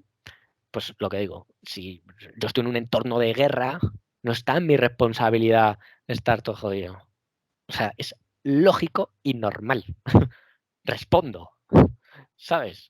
Pero sin embargo, esto parece que nadie pensaría eso. Hay que verse las charlas motivacionales que hay por ahí. Todo está en la actitud, revísate a ti, aunque vivas en un entorno muy malo, sal de ahí que es que en parte tienen razón en el sentido de evidentemente hay que hacer, pero es que eso lo dice cualquiera. Por ejemplo, la paradoja de la motivación. Para estar motivado a hacer algo, debo haber hecho algo que me haga estar motivado.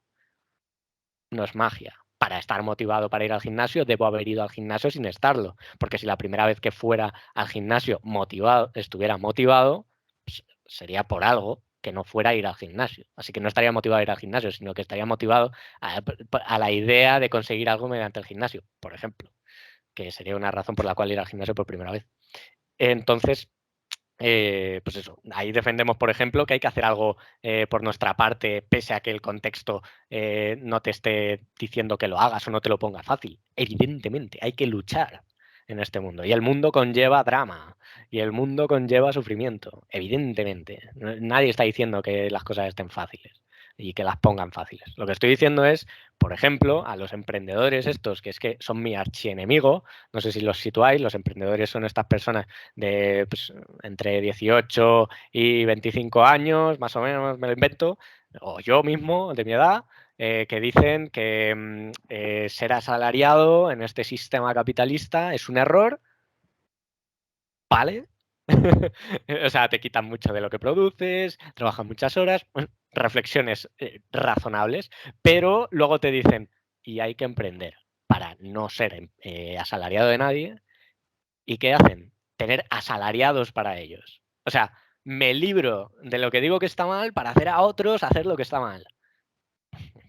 Porque tú has sido capaz de dejar de ser asalariado, los demás deben de conseguir dejar de serlo. Pues no tiene por qué. A lo mejor tú has dejado de ser asalariado porque te han pagado no sé qué formación, porque te han pagado una segunda formación, porque has estado en casa ahorrando, porque, ¿sabes? Porque no te ha pasado nada en tu vida personal y has podido emprender tus proyectos. Es que, es que lo que tenemos que luchar es por el bien. O sea, no puedes estar bien si el resto no está bien, en términos absolutos. O sea, no hay nada mejor que...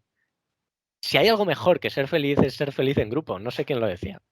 Pero, y es que es clave. Y yo creo que eso es una psicología crítica y popular y social. Que esto no es una defensa de teorías políticas, porque ese es un tema que no manejo nada. Lo que sí manejo es que estamos trasladando ideas coloquiales sobre el bienestar de las personas por desinformación de la psicología, que en realidad tienen su raíz en lo político, en lo socioeconómico, en la macrocontingencial. Eso es lo que sí digo. Entonces yo espero que en el futuro esta sea una de las grandes bazas. Ya se ven en muchas manifestaciones carteles sobre la salud mental, que pueden ir más o menos bien encauzadas, pero me parece un avance. Cuando de una persona cercana que está pensando si cambiar de trabajo porque no está a gusto en uno y dice, sí, cobro tal dinero y la verdad es que el horario no está mal, pero ¿y mi salud mental? Vale. Acabas de valorar que no es que tú seas débil en el trabajo y estés descontenta por eso, no. Es que tu contexto es muy aberrante, es malo, ¿sabes? El cambio ahí no está en que tú seas fuerte y lo soportes. El cambio está en quien te está haciendo sufrir. Quien da el golpe es quien hace sufrir, no quien no es capaz de soportar el golpe. O sea, ¿dónde se ha visto eso? La vida supone sufrimiento, pero no de golpes. No supone que yo salga a la calle y me den tortas. O sea, no supone eso. Supone que me haga una 15, porque es un accidente haciendo ejercicio y supone que no vaya al baile de fin de curso con la persona que me gusta y sufrir por ello. Por supuesto, eso son cosas que pasan. Casi canto. Pues hay una canción que es así. Son cosas que pasan en las luces del alba. Y bueno, básicamente eso, concienciarnos con las cosas y es que en realidad todo tiene relación. Si situamos lo psicológico no caemos en que el secreto está en uno mismo y ya está. Si conocemos bien la psicología sabremos relacionarnos con otras disciplinas como decías que decía Ribes. Todo está conectado. Entonces yo espero que la psicología mejore en esos fundamentos y que por tanto se vea reflejado en su práctica.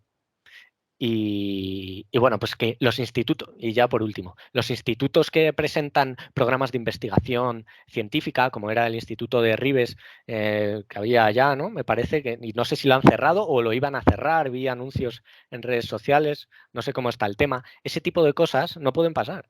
¿Cómo puede ser que eso esté en peligro y luego haya asociaciones, pues eso, personas que trabajan desde la pseudociencia, etcétera, que se están forrando? O sea, ¿dónde está? Los gobiernos o las ayudas estatales deberían de estar de la mano del conocimiento riguroso.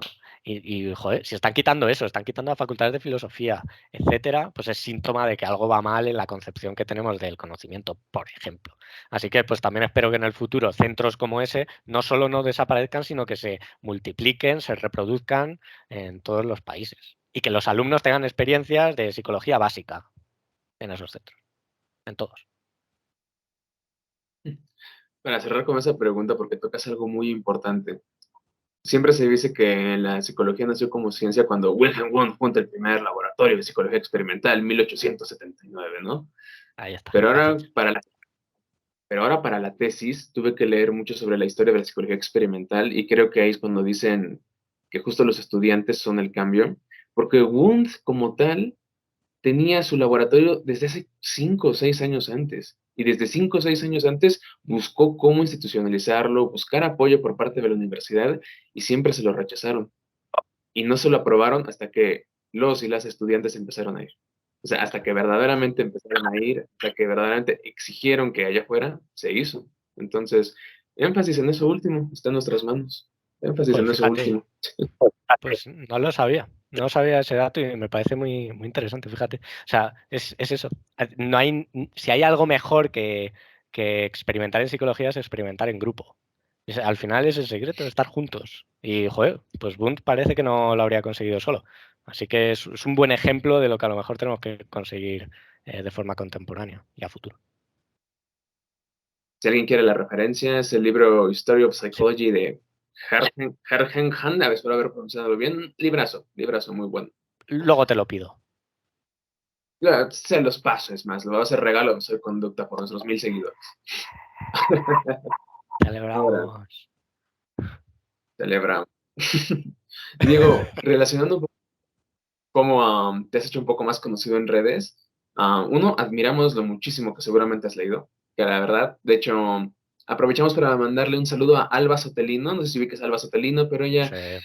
te- ella dice, ese niño básicamente ha leído tanto y trabaja al mismo tiempo, no sé cómo lo hace, así que te manda tu reconocimiento y respeto, nosotros también. Pero en ese contexto, te queremos preguntar igual de manera personal, ¿cuál libro considerarías tú te marcó? ¿Cuál ha sido el que más te aportó, del que quizá no hayas aprendido más, pero que puso una diferencia en tu vida? Bueno, lo primero, muchísimas gracias. O sea, valoro muchísimo tanto a Alba como a vosotros, pues que agradezco muchísimo vuestras palabras.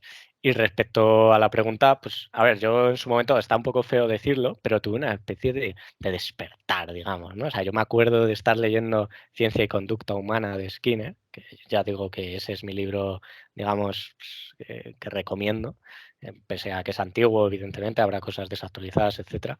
Pero yo recuerdo estar leyéndolo en mi habitación y que algo hizo clic. Dije, leche. O sea, claro, es que, por ejemplo, con lo de pensar como conducta encubierta, ¿sabes? O sea, dije, claro, si es que porque va a ser distinto, porque va a ser distinto lo que os acabo de decir sin decir nada. Simplemente no lo he dicho, o sea, no lo he verbalizado. Pero sin embargo, yo tenía una idea coloquial de que había algo ahí primario, inicial, como diría, bueno, no decía así Descartes, no me acuerdo qué decía, pero decía que había como cosas que no se pueden negar, ¿no? Que ocurren, que son como premisas, que realmente se mantiene esa idea más o menos en la filosofía actual. Y yo pensaba eso, que en la mente pues había cosas que emanan como primarias y que algunas son verbalizadas y otras no, y que lo verbalizado se estudia de una forma y eso de otra. Pero sin embargo, cuando vi eso dije, claro, pues es que, ¿por qué? O sea, ¿por qué iba a ser lo que estaba pensando? Esa propuesta está muy bien. Y ahí tenemos esa propuesta, epistemología. Y recomiendo eso, ciencia y conducta humana. Y bueno, yo como soy friki, evidentemente no he leído tanto como, como pensáis, o sea, ni de broma, pero sí que he dedicado tiempo a leer sobre todo, pues eso, filosofía de la mente y temas más de qué es lo psicológico, digamos, pues yo estoy muy centrado en eso, pero evidentemente pues hay muchísimas temáticas que tocar. Así que pues ciencia de conducta humana, ciencia de la psicología de Cantor, y meterse, por ejemplo, mente y materia de Bunge, teniendo en cuenta el cerebrocentrismo que presenta a veces, yo creo que son un buen triplete de obras para comenzar. Y bueno, luego hay otras tantas. Bueno, mi Instagram, para quien no lo sepa, se basa en libros que voy leyendo y algún que otro vídeo. pues ahí seguro que hay algún libro que no me acuerdo ahora. Por ejemplo, el de 3 psicologías que os decía antes, a mí me parece muy guay. Y bueno, conozco a más de una persona que se lo ha leído a raíz de subir el post y les ha gustado mucho. Y relacionado con esta pregunta y con esta finalizamos, de hecho, quizá qué texto le podrías recomendar a un estudiante que apenas va a empezar a estudiar. Como que si quisieras, sabes que para que no te pierdas, yo te recomiendo este libro. Independientemente de que te vayas a las ciencias cognitivas, al conductismo, al interconductismo, yo este libro te lo recomiendo para que no te pierdas. Claro, es que una persona que acaba de empezar, no le puedo, yo no le recomendaría meterse algo difícil, ¿sabes? Yo, por ejemplo, cuando estaba, no tengo aquí, parece que no. Ah, sí, aquí. Este libro, yo fue el que estaba yo estaba trabajando de informático en su momento y yo recuerdo terminar pues una atención al usuario. Yo trabajaba de centro de atención al usuario, o sea, iba a la persona y le instalaba un programa que necesitaba, muy sencillo, y me volvía, me quedaba en mi sitio y muchos compañeros pues se quedaban investigando sobre pues eso, o código para sus aplicaciones o lo que fuera. Y yo, sin embargo, sacaba un libro y me ponía a leer. Y pues la verdad es que el libro que cogí fue típico de la librería, se llama El libro de la psicología, que es una cadena de libros que han sacado, que hay de todo. Pues el libro de la fontanería ahora y todo. Y básicamente pues es la historia de la psicología y titulares. Y titulares. O sea, y realmente pues no es lo más riguroso del mundo seguramente, pero la verdad, yo lo he ojeado alguna que otra vez y no, tampoco, no está mal. Y, a ver, yo no soy ningún adalid del conocimiento como para evaluarlo, pero me entendéis que respecto a libros a lo mejor más complejos, pues un tema Cantor o Bermúdez o alguno de estos, pues o Goldstein o lo que sea, pues no me parece tan complejo. Y sin embargo, o por ejemplo, pues da muchos aires al psicoanálisis también, etcétera, que yo con eso soy bastante crítico. Pero está muy bien. Entonces, yo creo que tal como hice yo, recomendaría hacer. La verdad es que es un libro muy agradable de leer. Dato curioso, ese fue mi primer libro de psicología, solo como El mío dato curioso. también. Pues nada, hemos llegado al final de esta entrevista, Diego. No sé si Leslie y Jazz quieran añadir algo, o tú quieras añadir algo. Bueno, yo por mi parte, pues agradeceros muchísimo desde el principio, desde vuestra primera pregunta cuando queríamos hacer esto, todo el trabajo que hacéis, me parece, pues eso, me parece esperanza, me parece rollo Star Wars. Yo es que sabéis que soy muy, ya sabréis que soy un poco romántico en esa idea, en cuanto a esas ideas, pues yo veo como la esperanza del último Jedi, ¿no? Como aquel episodio que termina, que parece que los Jedi han acabado y un niño coge una escoba con la fuerza. Pues yo evidentemente, como vosotros, creo que nosotros cogemos la escoba, ¿no? Y somos pues gente que se preocupa por qué pasa con la psicología. Yo recuerdo, hablaba con una persona con la que he hecho el máster, que es psicóloga, graduada en psicología, la mayoría del máster somos graduados en psicología, y bueno, pues yo sin querer muchas veces me pongo a debatir sobre psicología. En cuanto sale un poquito el tema, pues sin querer, evidentemente, pues no soy muy pesado, intento no ser muy pesado, porque es que soy muy pesado, me puse a debatir con ella, así por encima. Y me dijo algo así como, bueno, pero es que si estos profesores no me han dicho nada, que son doctores, pues es que será así, punto. Y claro, yo le dije, bueno, pero es que esa no es una razón por la cual tener razón, etcétera. Y me dijo, bueno, pero es que tú tienes tu verdad, yo tengo la mía, y no hace falta saber eso. O sea, yo soy tan psicóloga como tú y no tengo ni idea de eso. No sé qué es la ontología, o no sé qué es la función del estímulo, ¿sabes? Eso no me lo dijo, me dijo ontología, que eso es filosofía en realidad, no hace falta saberlo. Pero función de estímulo, a lo mejor, que si es pues, que es que no lo dan en el grado, pero lamentablemente. Pero me dijo eso, que no lo necesitaba. Y claro, tienes razón, no es necesario. ¿Sabes? Pues puedes ser psicólogo sin saberlo en toda tu vida y morirte y no saber nada sobre eso. Pero eso a mí me parece una desgana, un desinterés. En lugar de preguntarse, ¿y sobre qué es eso? Porque yo hablando con gente, por ejemplo, lo que has contado ahora de la curiosidad de Bunt, me chiflo ahora mismo por leerlo, con gente de clase aprendí un montón. Yo esto que os digo de cognitivismo y conductismo lo he sacado tras hablar muchísimo con la persona con la que más me he llevado del grado, con Guille, que a lo mejor lo ve, porque muchas veces se ven mis vídeos y tal. Y gracias a él, pues también me ha abierto un poco a leer eso. Y, y se aprende un montón. Pero es que el denominador común entre Guille y yo ha sido el interés.